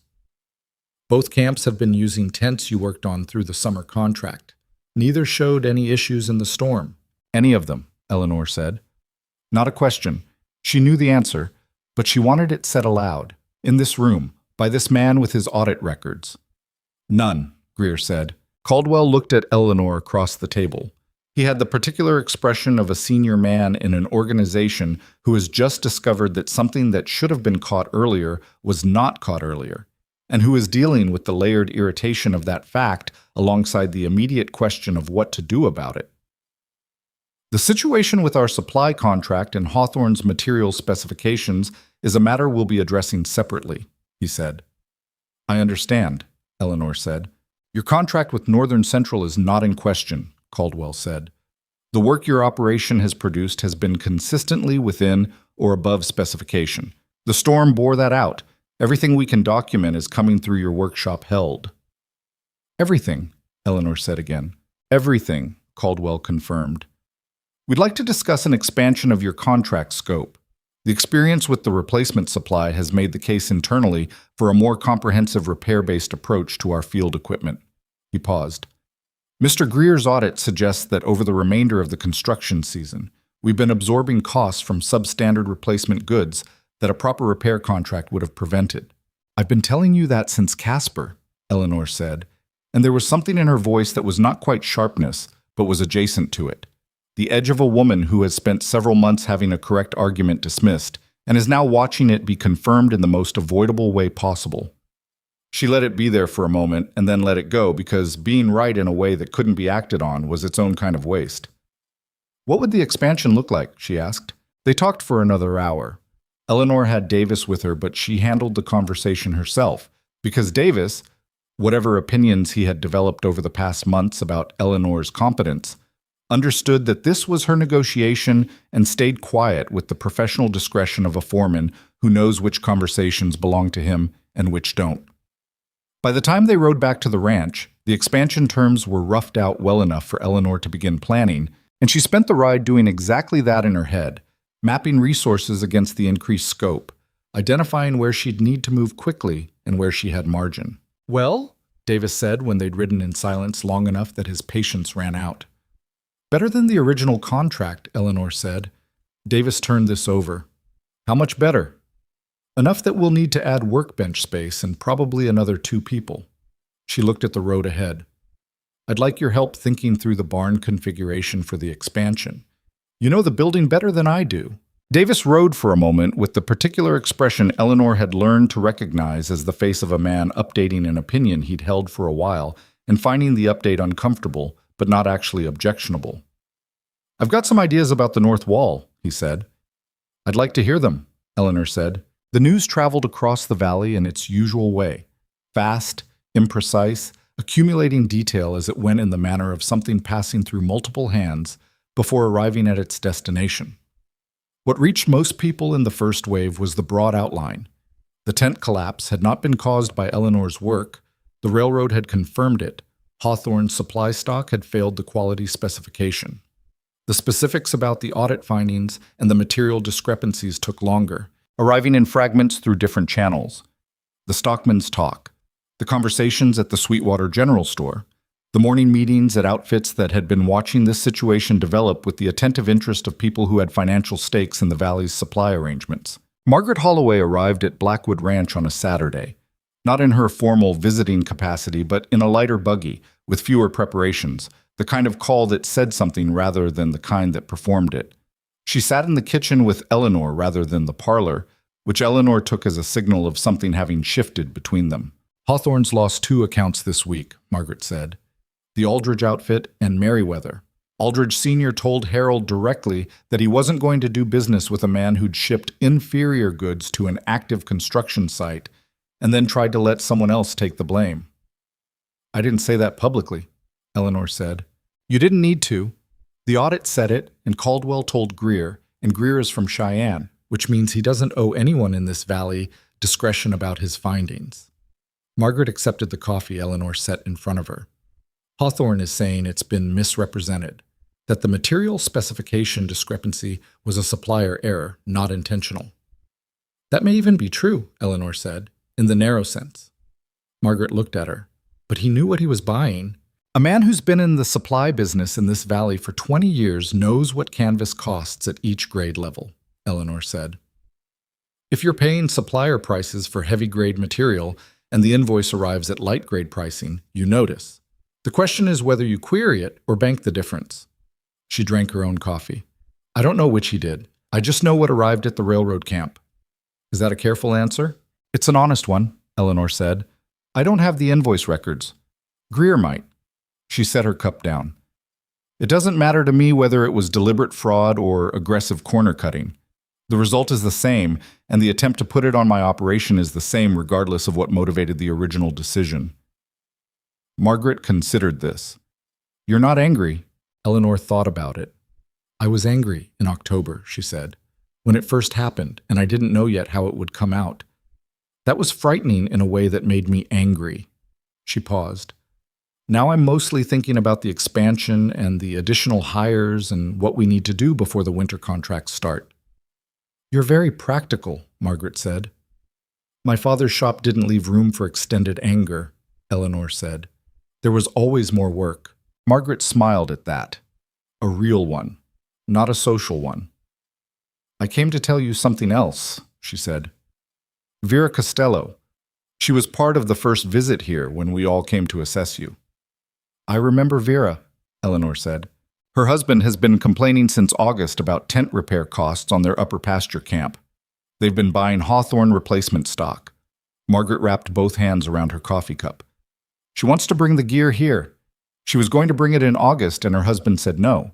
He said yes now. She's welcome to bring it, Eleanor said. I know. I told her that. Margaret stood, pulling on her gloves. There are going to be others. Women in this valley who've been watching this situation and waiting to see how it came out before committing to an opinion. She looked at Eleanor steadily. It's come out. They'll be forming their opinions now. After Margaret left, Eleanor sat in the kitchen for a few minutes, which was more sitting and less working than she usually permitted herself in the middle of a day. The house around her was quiet in the mid-morning way of a ranch during the work hours, everyone where they needed to be, the large machinery of the operation turning without requiring attention at every point. She was thinking about Hawthorne, not with anger, as she'd told Margaret, but with the specific attentiveness of someone watching a situation that hadn't fully resolved yet. The railroad audit had established the facts about the tent. The facts were clear, and the railroad's confirmation was real, and the valley was drawing its conclusions accordingly. But Hawthorne had been in this valley for 20 years, had a network of financial relationships built over that time, and was not the kind of man who accepted a public reversal without response. She went back to the barn. The week that followed was productive in the way that felt earned. The expanded railroad scope coming into clearer shape, two new women beginning their training, Davis and Chet, working on the north wall bench installation with more enthusiasm than Eleanor would have predicted 3 months ago. The Valley account list had grown again, including Vera Costello's pasture camp gear, which arrived in a wagon with more damaged equipment than Eleanor had expected, and which Vera delivered herself rather than sending a hand, sitting in the wagon seat with the expression of a woman who had made a decision and was seeing it through regardless of residual awkwardness. "The tent sections are the worst," Vera said when Eleanor came out to look at the load. "Harold always said it was cheaper to get new ones. I said if cheaper ones keep failing, that's not actually cheaper." "You're correct," Eleanor said. "I know," Vera said, with the satisfaction of a woman who has been correct about something for a long time and is finally in a position to confirm it. She climbed down from the wagon and stood looking at the barn. "This is a real operation," she said, in a tone that held some surprise despite herself. "Did you think it wasn't?" Eleanor asked. "I thought it might be smaller," Vera said. "More, I don't know, informal." "It started informal," Eleanor said. "Things grow when they're needed." Vera helped unload the wagon herself, which hadn't been necessary but which Eleanor didn't discourage because there was something in the gesture that was its own kind of statement. "I'm here. I'm part of this. I'm not just sending work by proxy." Eleanor gave her the tour of the workshop while her gear was being assessed, showed her the bench setup and the material storage and the organization of the client accounts, and watched Vera's expression move from assessment to something warmer as the scope of what had been built in this old equipment barn became clear. "You've done all of this since April," Vera said. "Since May, really. April was clearing the disposal pile." Vera shook her head. "In one season." "The need was here," Eleanor said. "I just organized a response to it." It was the most modest framing she could put on it, and it was also the most accurate, and Vera seemed to understand that these two things were simultaneously true. The blow came on a Wednesday, 2.5 weeks after the railroad audit, in the form of a letter. It arrived at the Blackwood Ranch addressed to Nathaniel, which was correct in the legal sense, and it came from the office of a Casper attorney named Briggs, which was the first signal that this was not a routine correspondence. Nathaniel read it in his study, and Eleanor knew from the quality of the silence that followed, a particular kind of silence that had weight in it, that something significant had changed. He came to find her in the barn, which was where she was most likely to be at mid-morning. He stood in the doorway in the way he had in the early months before the hay bale had become his regular spot, and he held the letter in one hand with the expression of a man who is organizing what he is about to say before he says it. "Come to the house," he said. She went. Ruth's eyes followed her to the door, and Eleanor gave her the slight nod that meant keep going, and Ruth did. In the study, Nathaniel put the letter on the desk in front of her. She read it standing up. The letter was from Briggs on behalf of his client, Victor Hawthorne. It stated that Hawthorne had acquired, through purchase from the estate of a Mr. Clement Dray, a promissory note signed by Nathaniel Blackwood in 1879 in the amount of $9,400, with accumulated interest bringing the total current obligation to $11,200. The note's terms specified repayment on demand once 10 years had elapsed from signing. The 10-year mark had passed the previous year. Hawthorne was demanding full repayment within 30 days. Eleanor read it twice. Then she set it down. "Did you know about this note?" she asked. "I knew about the original debt," Nathaniel said. He sat down in the desk chair with the heaviness of a man carrying something that has just become heavier. "Clement Dray lent me money in '79 when I was expanding the cattle operation. We had an understanding that repayment would come when the operation was established enough to support it. Clement was a decent man. He never pressed it. But the note itself specified demand repayment after 10 years. It did. We never expected it to be called. Clement died 2 years ago, and his estate was handled by his son, who had no use for a promissory note against a Wyoming ranch." Nathaniel's voice was even, but she could hear the particular flatness of a man containing something he hadn't fully processed yet. "Someone sold Hawthorne that note. Hawthorne has been holding it." "Since when?" "Briggs's letter says the purchase was in July." July. 2 months after Eleanor had ridden to Casper. 1 month before Hawthorne had begun his campaign in the valley. He had been holding this instrument the entire time, not as a first move, but as a last one, she realized, something to deploy if the other strategies failed. $11,000, she said. More than I can produce in 30 days without selling cattle, Nathaniel said. Liquidating stock in October to meet a 30-day deadline means selling at poor prices, and even then, he stopped. It might not be enough, or it would leave the operation in a position it couldn't recover from cleanly. Eleanor sat down in the visitor's chair across from him. The study was quiet.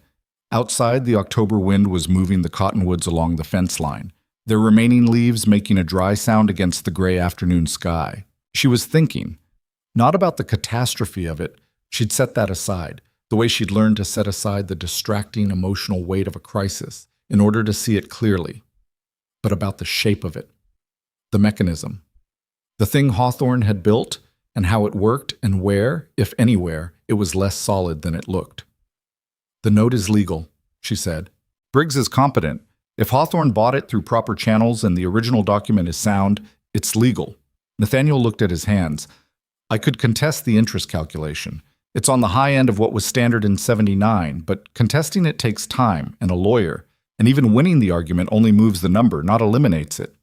What's the ranch's liquid position? Nathaniel looked at her.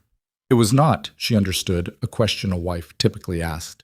It cut directly to the financial anatomy of the operation in a way that assumed she needed to understand it completely.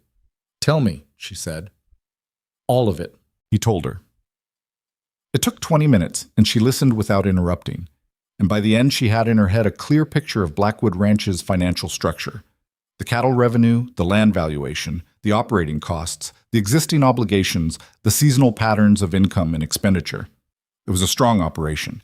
Nathaniel had built it carefully over 20 years, and the fundamentals were sound. But $11,000 in 30 days, without liquidating significant assets at poor timing, was a genuine problem. When he finished, Eleanor was quiet for a moment.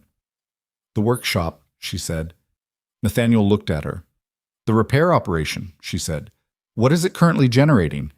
He reached for the separate account ledger she'd asked him to create back in the summer, when she'd said it needed to be tracked independently.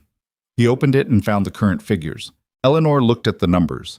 She did the arithmetic in her head, which took longer than she wanted because she was running it several ways simultaneously, checking it against the expansion timeline, the railroad contract terms, the outstanding valley accounts. It's not enough, Nathaniel said, reading her face. Not as it stands, she said. No. She looked at the wall above the desk, which had a survey map of the Blackwood acreage pinned to it. 11,000 acres of Sweetwater Valley, marked in the precise lines of a property survey done a decade ago, everything Nathaniel had spent his life building. But the operation has been growing, and it has a railroad contract that has just expanded, and it has accounts across the valley that are growing as well. She looked back at him. What if instead of treating the 30 days as a deadline to survive, we treat it as a production target to hit? Nathaniel was quiet. The expanded railroad scope starts next week, Eleanor said. The contract payment terms are net 15 days. If we run at full capacity, extended hours, full workforce, I take on additional piecework from the valley accounts we've been deferring, and I structure the billing to accelerate the payment cycles. Eleanor. Let me finish the calculation, she said. Eleanor. His voice was not harsh, but it stopped her. I need you to be realistic about what you're describing. We're talking about generating thousands of dollars in 30 days through a workshop that opened in May. I know what I'm describing, she said. I know this operation. I know what it generates per day at current capacity and what it generates at extended capacity, and I know the railroad contract terms, and I know which valley accounts can accelerate payment if asked. She met his eyes. I'm not guessing. I'm calculating. He looked at her for a long moment. The study clock marked the silence again. Show me the numbers, he said. She got paper and she showed him. It took another 40 minutes, and at the end of it the figures were on the page in her handwriting, clear and organized. What the workshop currently generated per week, what it could generate under extended hours with the full workforce, what the expanded railroad contract would add, what she could realistically collect from accelerated billing on existing accounts, what the total came to over 30 days at each scenario. The number at the bottom of the highest realistic scenario was not $11,200. It was close to it. closer than Nathaniel had thought possible when they'd started the conversation. "It's tight," Eleanor said, "and it requires everything to work. No equipment failures in the workshop, no workers unable to come in, no delays in railroad billing, any significant disruption, and we fall short. But it's possible," Nathaniel said.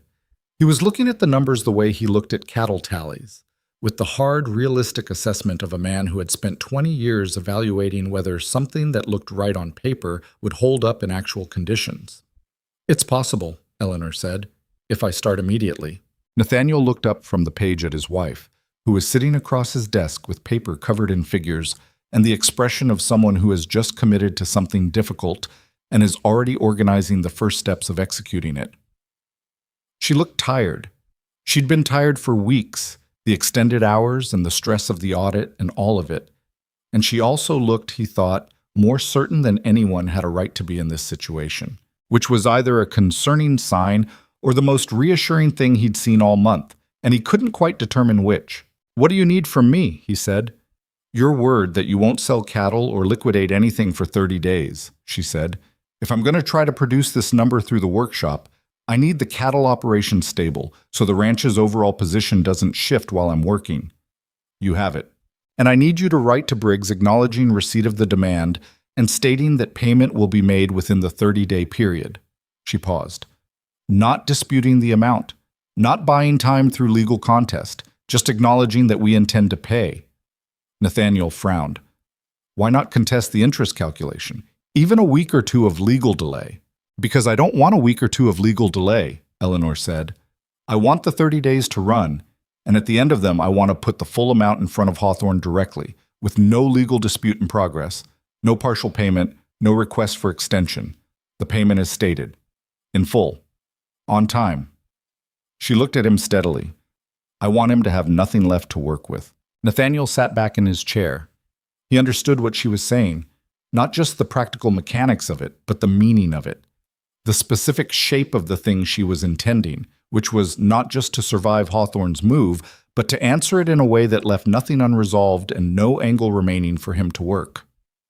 "All right," he said. "I'm going back to the barn," Eleanor said, standing. "I need to talk to Ruth and the others about extended hours. I'll pay overtime for the additional time. I want that clear from the start." "Of course." She picked up her calculations from the desk and folded them into her pocket. At the door of the study she stopped and turned back, and there was something in her face that was not the working expression she wore most of the time, but something more unguarded than that. The look of a person who is carrying more weight than they've said and is briefly, just briefly, letting that be visible. "I'm not certain we can do this," she said. "I want you to know that. The numbers say it's possible. That's not the same as certain." "I know," Nathaniel said. "I'm going to try anyway," she said. "I know that too," he said. She went back to the barn. He heard the door and her footsteps across the yard, and then the working sounds of the operation resuming. Because for Eleanor Whitmore Blackwood, in every difficult situation she had faced, the answer had always been the same thing, and the thing was always to go back to the work. He sat at his desk for a few minutes after she left, looking at the survey map on the wall. 11,000 acres of Sweetwater Valley, everything he'd built. And then he pulled paper from the drawer and began composing the letter to Briggs. Outside, the Wyoming afternoon was going gray and cold, the season advancing with its characteristic indifference. In the East Barn, 5 women and an expanding body of work were making their particular argument against the indifference, seam by seam, account by account, day by day. Hawthorne had 30 days remaining. So did Eleanor. The first week of the 30 days was the worst, not because anything went wrong. Nothing went wrong, which was its own kind of pressure, the pressure of knowing that everything had to keep not going wrong for another 3 weeks after that. Eleanor had laid out the production schedule on paper the evening after her conversation with Nathaniel, sitting at the kitchen table after supper with the accounts and the calendar and the railroad contract terms, building a day-by-day plan that left no slack in it anywhere. It was the kind of schedule that assumed everything worked. She knew better than to assume everything would work. But you built the plan for the best case, and you managed the gaps when they appeared, because building a plan around the worst case meant starting already defeated. She told the women the next morning, She didn't soften it or frame it carefully or find a way to present the problem that made it seem smaller than it was. They had built this operation together, and they deserved the honest version of what it was facing. She stood in the barn in the early light before the workday started, and she told them about the promissory note and the 30-day demand and what the numbers said about what was possible if everything held. When she finished, nobody said anything for a moment. Then Nettie said, "How much overtime?" Eleanor told her. Ruth said, "I can do 6 days a week. Sundays I need for my family, but every other day, full hours plus whatever extra you need." Clara said, "Same." May Sutter, who was the quietest of the five and who had never in Eleanor's experience been the first to speak in any group discussion, said, "My husband knows the Aldridge hands. If we need extra canvas carried from the railroad camp, he can arrange it faster than waiting for their regular delivery schedule." Eleanor looked at May. "That would help. The delivery lag has been costing us 3 to 4 days per cycle." "I'll talk to him tonight," May said. That was how it started. Not with a speech or a moment of inspiration or any of the things that in the telling of stories tend to mark the beginning of a decisive effort. It started with 5 women at a workbench making practical offers, because practical offers were what the situation required, and they were, all of them, people who had spent their lives understanding the difference between what a situation required and what you wished it required. Eleanor extended the work hours. She started the barn at first light and ran it until the light went too poor to work safely, which in late October in Wyoming meant starting before 7 and finishing near 6. She took no midday break beyond the time it took to eat standing at the workbench, which she did not require of the others, but which she did herself because the hours were her own to spend, and she had decided how she was spending them. The railroad work was the spine of the production, the largest volume, the most consistent billing, the most predictable payment cycle under the expanded contract terms. Eleanor had spoken with Foster the morning after Nathaniel received Hawthorne's letter, not about the letter. That was not Foster's business, but about the billing structure. She asked whether the contract could accommodate weekly billing rather than the standard biweekly cycle, given the expanded scope and volume. Foster had the authority to approve administrative adjustments of that kind, and he did, without much discussion, because Eleanor had given him no reason to complicate things, and considerable reason to accommodate reasonable requests. Weekly billing meant payment arriving more frequently, which meant the account balance building faster, which meant the 30-day target was achievable through accumulation rather than requiring a single large payment at the end. This was the detail that made the plan work, not a dramatic one, just a structural adjustment that changed the math in a way that mattered. The Valley accounts were the second tier. Eleanor wrote letters to 7 of her regular clients explaining that she was offering a 10% discount on current outstanding invoices if settled within 2 weeks, framed as a seasonal clearance arrangement rather than as anything that revealed the actual pressure she was under. 4 of the 7 responded and paid within 10 days. The other 3 paid on their regular schedule, which was also fine. She had not built the plan on the assumption that all 7 would accelerate. What she had not planned for was the 8th. Tom Aldridge came to the barn on the 6th day of the 30, not with damaged gear, but with his father behind him, James Aldridge arriving in the same direct and unpretentious manner he'd arrived in the spring, looking at the expanded operation with the frank assessment of a man who measured things by what they'd produced rather than what they'd promised. "Heard about the Hawthorne note," James said when Eleanor came out to meet them. Eleanor looked at Tom, who had the expression of a young man who has delivered information he was supposed to keep to himself and is now waiting to find out how that decision will be received. "Word travels," she said, which was the same thing she'd said to James in the spring about something different, and James's expression registered the echo. "In this valley it does," he said. "Same as before." He looked at her steadily. "We have a substantial amount of gear that needs work before winter. I've been holding it back because the volume seemed like more than you could take on while the railroad work was running." "It's more than our normal capacity," Eleanor said honestly. "What if we paid in advance, full amount, before the work's done? On account, to be drawn down as the jobs are completed." Eleanor was quiet for a moment. It was a significant offer. Advance payment meant the cash was in hand before the labor was expended, which was the opposite of the normal arrangement and was, in the specific context of the next 24 days, almost startlingly useful. "Why would you do that?" she asked. James Aldridge looked at her with the patience of a man who has watched this valley for a long time and has developed opinions about it. Because Hawthorne has been supplying this valley for 20 years, and we've been watching him substitute inferior materials and charge full price for probably the last 10 of those years. And we didn't have a good option until you came along, he said.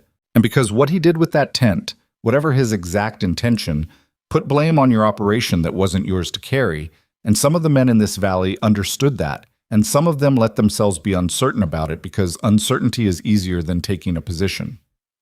He paused. I'm not uncertain. Eleanor looked at this old man for a moment.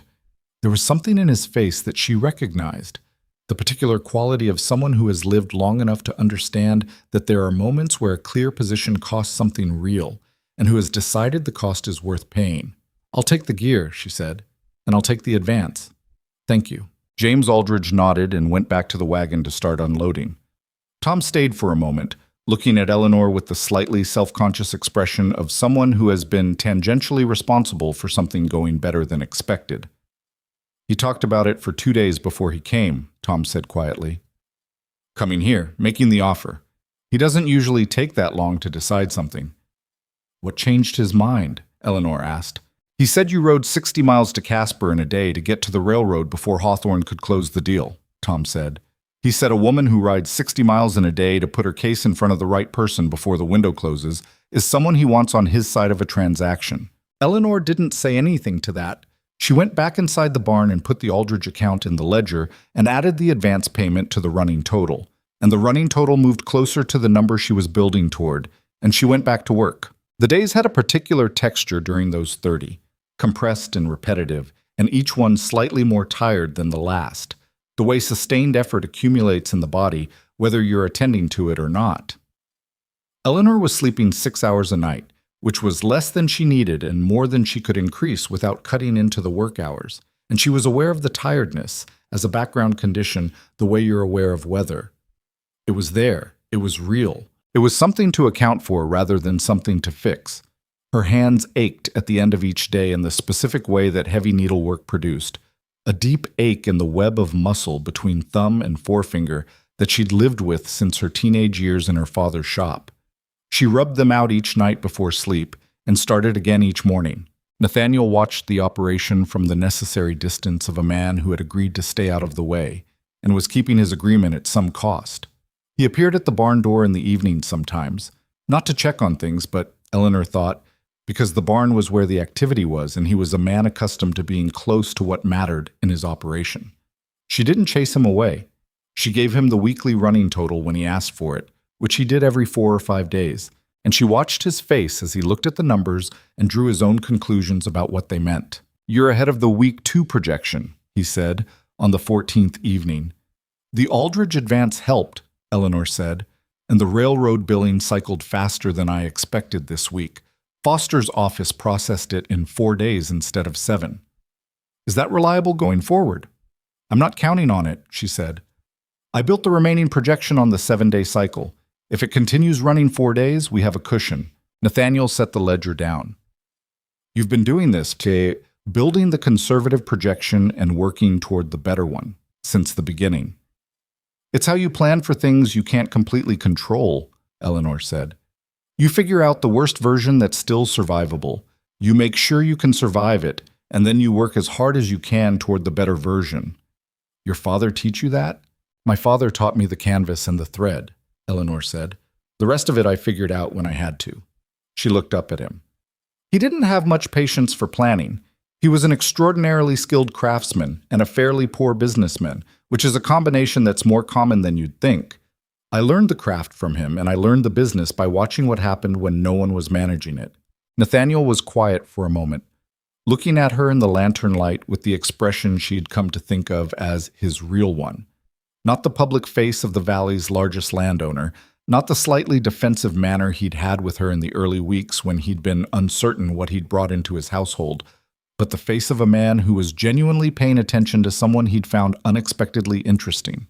When you answered my advertisement, he said, what did you think you were getting into? Eleanor considered the question. An opportunity, she said. A large, well-established ranch with obvious resource waste, and an owner who was solvent enough that addressing the waste would produce real results. She paused. I knew you wanted something different than what I was bringing. I thought if I got here first and demonstrated the value of what I was actually offering, the other expectations would adjust. That's a fairly cold-blooded approach to marriage, Nathaniel said. I'm not a cold-blooded person, Eleanor said. I'm a practical one. There's a difference. She looked at him directly. I also knew I could do something useful here. That's not cold-blooded.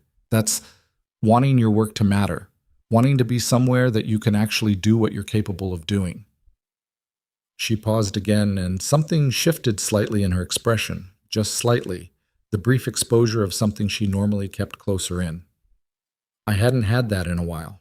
Before I came here, Nathaniel didn't respond immediately, which she had learned meant he was taking something seriously. And now, he said, now I'm trying to generate $11,200 in 30 days, Eleanor said, and somehow that's better than most of what came before it. He laughed at that. A real one, unexpected, the kind that escapes before a person has decided whether to let it. Eleanor hadn't heard him laugh like that before, and found she'd been curious about what it would sound like. It turned out to sound like someone who had been serious for a very long time and had forgotten, briefly and completely, to keep being that. She went back to work. He stayed a little longer than usual before going back to the house. On the 20th day, Clara came in with a cold she'd been fighting for a week, and that had finally won the argument, and she sat at her bench looking at Eleanor with the miserable expression of someone who is sick and knows it and is trying to work through it anyway, which Eleanor recognized because she had done the same thing many times. Go home, Eleanor said. I can work, Clara said, in the voice of someone who has lost most of the fight with their sinuses. You can sit at a bench and produce work of lower quality than you normally do while making yourself worse, Eleanor said. Go home. Rest for 2 days. Come back when you can breathe clearly. The schedule? I'll adjust the schedule, Eleanor said. We have margin in the railroad work. I've been building toward the better projection, and we've been hitting it. We have a day and a half of cushion in the current count. Use that. Clara looked at her. You've been counting the cushion? I count everything, Eleanor said. Go home, Clara. Clara went home. Eleanor redistributed the work, extending her own hours further to cover the gap, and found at the end of the 20th day that the cushion had absorbed the loss without the running total falling below the minimum projection. This was either good planning or good fortune, and probably both, which was the honest answer to most things that went right in a sustained effort. Ruth brought biscuits on the 22nd day, arriving a half hour early with a covered basket in the manner of someone who has decided that a meal together is as important as the work and is correct about that. They ate before starting, all 5 of them, plus Eleanor, standing at the benches with the biscuits and the coffee Ruth had also brought in a covered tin. And nobody talked much, because there was not much to say that the situation hadn't already said, but there was something in the standing together in the cold morning light of the Wyoming autumn that was its own kind of statement. We are here. We did not leave. We are going to finish this. Eleanor looked at them, at Ruth's jaw-set determination and Nettie's quiet capability, and Clara, returned from her 2 days of rest with clear sinuses and the slightly chastened energy of someone who has been taken care of and found it unexpectedly moving, and May, who said the least and produced some of the best work, whose hands had learned in 6 months what some people never learned. And she felt something she did not have a clean word for. Not pride exactly, because pride was something you felt about your own accomplishment, and this was larger than hers. Gratitude was closer, but it wasn't quite that either.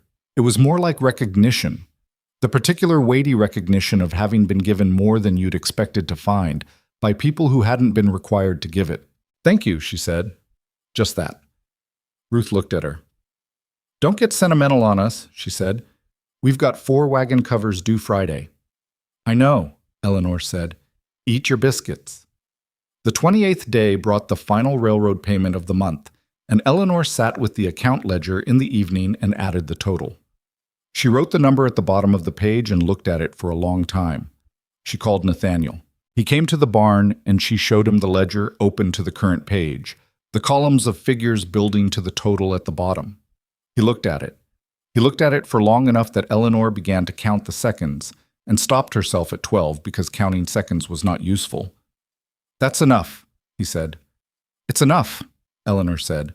The number at the bottom of the page was $11,340. It was $140 above the demand.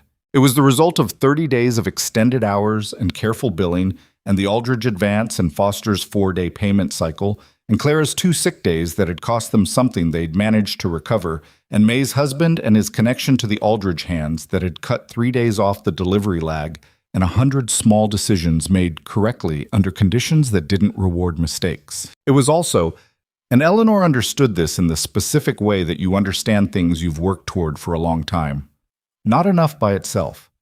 The money was the answer to one question. There were other questions. "I want to pay him here," Eleanor said. "At the ranch, not at his store, not at the attorney's office." Nathaniel looked at her.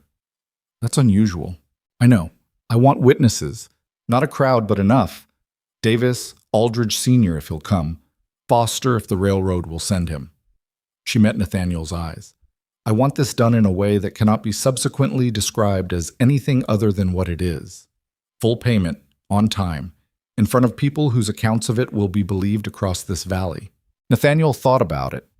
"You want him to have nowhere to go with it," he said. "No story to tell about partial payment or disputed amounts or delayed settlement." "He's going to have nothing left," Eleanor said. "I want that to happen in public." It was not a gentle intention, and she knew it, and she didn't apologize for it. Hawthorne had tried to burn what she'd built. He had sent inferior goods into the field and allowed the blame to fall toward her. He had bought a 20-year-old debt and called it in as a weapon. She was not a vindictive person.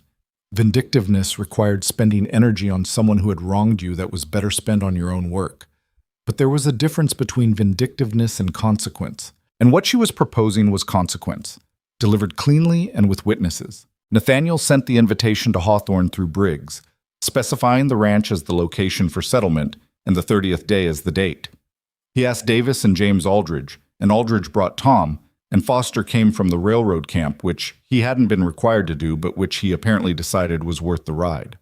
Margaret Holloway came, which Eleanor had not asked for, and which Margaret would have done regardless of whether she'd been asked, because Margaret understood the significance of presence in situations where presence had weight. The morning of the 30th was cold, the first real cold of the Wyoming winter arriving without particular announcement. The sky, the hard, flat gray of a season committing to itself. Eleanor rose early and dressed in her good clothes. Not the working clothes she'd been in for most of the past month, but the decent traveling clothes she'd arrived in, which felt appropriate in a way she didn't try to analyze. And she went to the barn first, before anything else, and stood in it for a few minutes in the quiet before the others arrived. The barn smelled like canvas and thread, and the specific dusty warmth of a workspace that had been in sustained use. The benches were clear. She'd had everything put away the previous evening, the work organized, the accounts filed, the space set in order. The tools hung where they were kept. The material storage was neatly arranged along the north wall that Davis and Chet had built out in October. There was nothing here that looked like it had been thrown together in a crisis. It looked like what it was, an established operation, a real thing, a place where skilled work had been done and would continue to be done. She stood in it and she thought about her father's shop in Baltimore. The smell of it, the light coming off the harbor, the particular weight of the heavy needle in her hand at 8 years old, too young to manage it properly, but determined enough that her father eventually stopped telling her to put it down. She thought about the years in that shop and the years after it, when she'd been managing things alone and not always managing them well. She thought about the advertisement she'd answered, and the wagon ride from Sweetwater Junction with Chet and Hector arguing about curtains, and the disposal pile that had started all of it, and the storm in April, and the letter to Henry Park, and Clara's questions and Ruth's jaw, and Nettie's hands and May's quiet precision.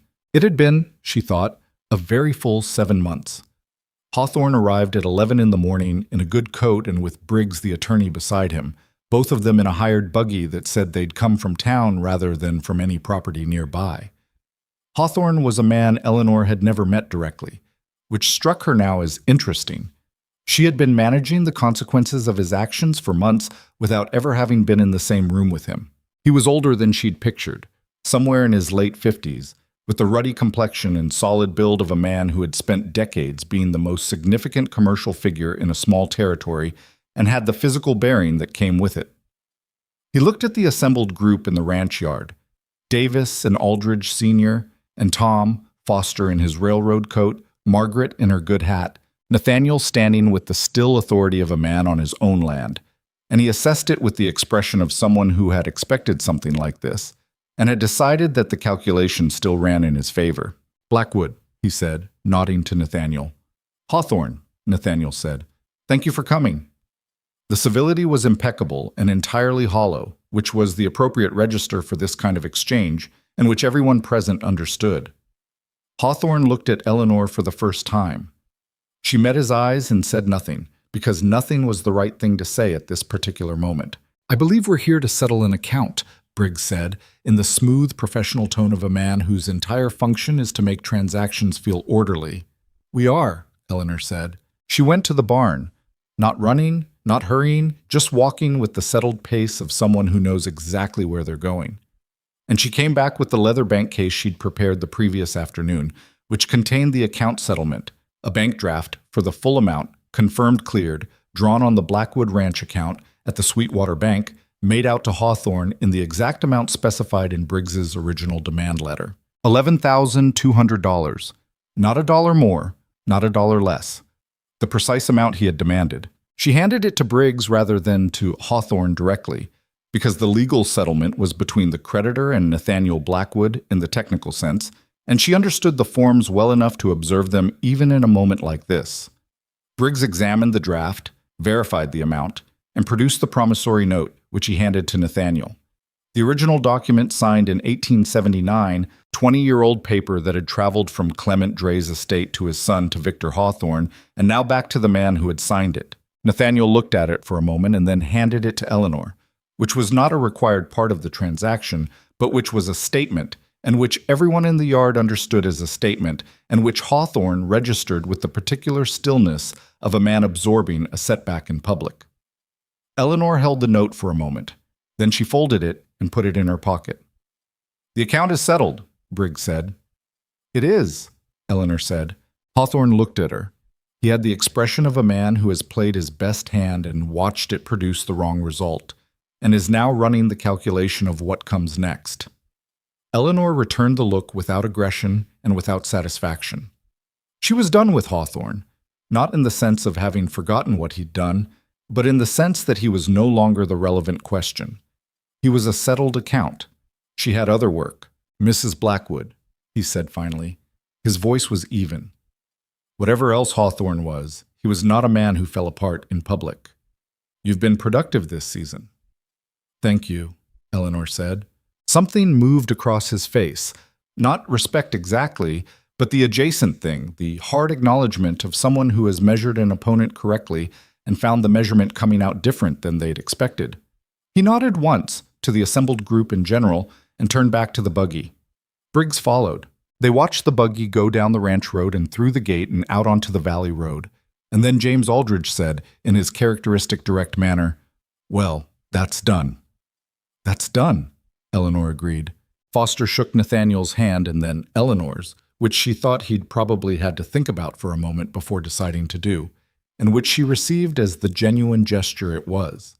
Ruth, who had come with Nettie and Clara from the barn when the settlement was underway, said something quiet to May that Eleanor didn't catch, and May smiled. A real one, the kind she rarely showed. Margaret Holloway came to stand beside Eleanor as the group began to disperse in the easy way of people whose business is concluded and whose morning is available for other things. "How much came from the workshop?" Margaret said quietly. "All of it," Eleanor said. Margaret looked at her. "Not from the ranch income?"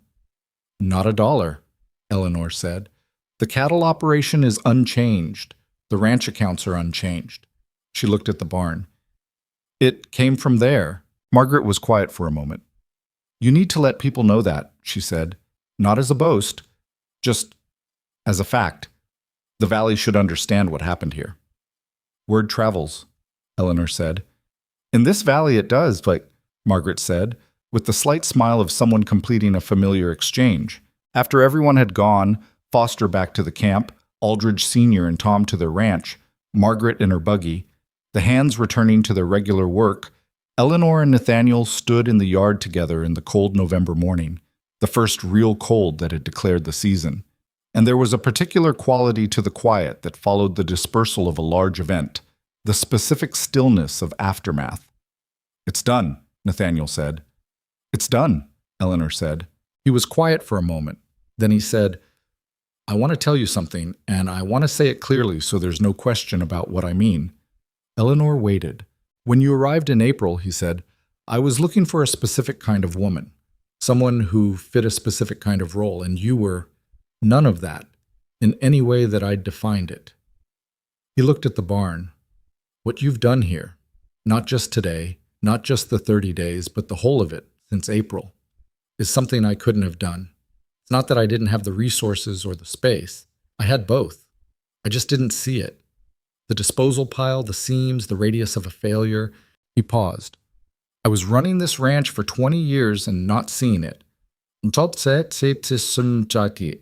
You were running it well in the ways you understood it," Eleanor said. "That's generous." "It's accurate," she said. "The cattle operation is genuinely strong. The land management is genuinely good. You built something real here. I just found the places where it was losing what it had built." She looked at him. "That's not a correction. It's a completion." Nathaniel looked at her with the expression she'd come to think of as his most real one. "I wanted to say that I understand now what you brought here, and that I'm glad you answered the advertisement, even though you answered it somewhat deceptively." Eleanor almost smiled. "I answered it honestly," she said. "I described what I could do in the terms you'd used. You described sail-making as household textile management." "I managed my household's textiles," Eleanor said, "the household being a working waterfront shop." He did laugh then, the same way he'd laughed in the barn, the surprised kind, and Eleanor thought that she would continue to find ways to produce that particular laugh because it was the most genuine thing she had seen from him, and the most genuinely likable. They went inside for the midday meal, and afterward Eleanor went back to the barn, because there was work to do. There was always work to do, and this had been, in her understanding of things, among the most reliable and honest facts of her life. The women were already at their benches. The winter contract with Northern Central had begun, the spur line pushing into its final construction phase before the season closed, and the volume of work coming through the barn had not decreased with the resolution of the crisis, but had, if anything, increased, because the Valley now understood clearly what Blackwood Ranch's repair operation was, and what it could do and what it was worth to bring your gear here, rather than wait 6 weeks for Hawthorne's replacement stock that might or might not be what it was supposed to be. Hawthorne was still in the valley. He would be for a long time. He had too many years and too much infrastructure to simply disappear. But the railroad had not renewed his supply contract, and 3 of his larger ranch accounts had quietly shifted their business elsewhere. And the particular authority he'd exercised for 20 years as the valley's primary supply mechanism had developed a crack in it that would not be repaired by the spring. He had made a calculation in July when he bought the dray note, and the calculation had not returned what he'd expected, and in the specific economy of valley reputation, that was its own kind of ruin. Eleanor picked up the next item in the queue. A freight tarp from Merriweather arrived that morning with stress damage along the center ridge line. And she laid it out on the bench and began the assessment with the focused attention she brought to every piece of work, regardless of what was happening around it. She was thinking, as she worked, about the things she'd told Nathaniel in the barn, that this was better than most of what had come before. She turned that over, examining it the way she examined a seam, looking at where it held and where it was actually true.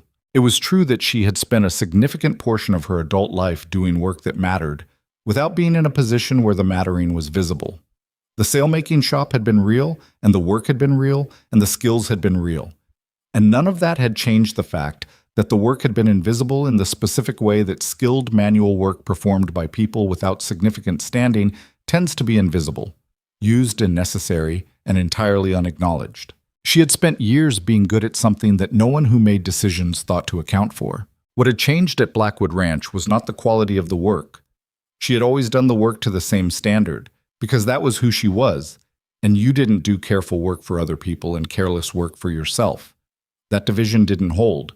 It collapsed, and what collapsed with it was the thing that made the careful work possible, which was the habit of caring.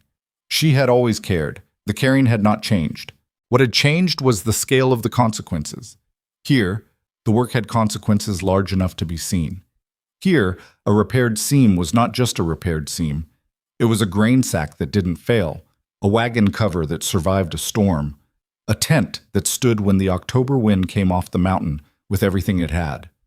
Here, the radius of a good repair was as real as the radius of a failure, and it was wide enough to include an $11,000 payment on a November morning in front of witnesses. That was what she had wanted, she thought. Not recognition exactly. She had lived long enough and worked long enough to have complicated feelings about the validation of work through external acknowledgement. What she had wanted was consequence. To be somewhere that what she did could accumulate into something real, something visible, something that had a name and a weight and a line in an account book. She had that now. The account book was in her own handwriting. She had also, and this she had not entirely expected, found something else. The 5 women at the benches beside her, and the daily companionship of work shared with people who understood it, and a husband who had begun, over the course of 7 months, as a man looking for something she wasn't, and had become a man who understood, imperfectly, and with occasional friction, and with the specific difficulty of a person revising a long-held framework, what he actually had. None of it was what she would have drawn if someone had asked her to draw what she wanted. The work was physically hard, and the hours were long, and the battles with Hawthorne had been stressful in ways she hadn't admitted at the time. The ranch was isolated, and the Wyoming winters were going to be longer than anything she'd experienced in Baltimore, and there were days when Nathaniel's tunnel vision was genuinely frustrating, and days when her own tendency to manage things alone without consulting him was a problem she had to actively work against. These were not small things. People who told you that the hard version of a good life was still the good version tended to gloss over the genuinely hard parts in a way that Eleanor found intellectually dishonest. But there was something that was true regardless. She was using the full extent of what she could do, not a portion of it, not the acceptable portion, not the portion that fit within what someone else had decided was appropriate. All of it, the math and the canvas and the physical labor and the negotiation and the planning and the management of 5 women who had their own capabilities and their own limits and their own lives that mattered outside the barn. All of it was in use. She was not holding anything back because the situation couldn't accommodate it. That, in the end, was what she had come to Wyoming for. Not the grand house, though the house was fine, and the curtains she'd eventually chosen were good ones, pale linen that moved in the afternoon light in a way she found genuinely pleasing. Not the status of a wealthy rancher's wife, though the status was real and useful in ways she was honest enough to acknowledge. Not even the operation itself, though the operation was hers in the truest sense she'd ever held anything. She had come for the chance to be entirely herself in a context large enough to hold it, to find out what happened when you took everything you were capable of and gave it full room to run. This was what happened. The tarp's ridge seam gave way to her hands, the thread pulling taut in the familiar pattern, and outside the barn, the Wyoming winter made its first serious announcement. The temperature dropping another degree, the wind picking up along the ridge, the kind of cold that settled in and intended to stay. Inside the barn, 5 women worked at their benches. The lanterns were lit against the early dark of November.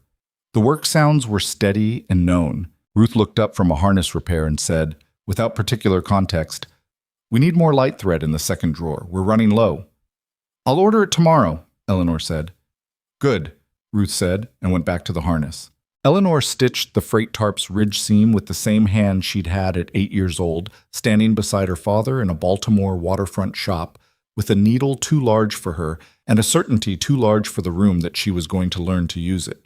The hands were older now, and knew more and ached more at the end of a long day, and the needle was exactly the right size. And the certainty had been tested in more ways than she would have thought to list that April morning when she'd stepped off a wagon in Wyoming and walked straight past a grand house to look at what was bleeding behind it. The seam closed. The work continued. The valley winter settled in outside.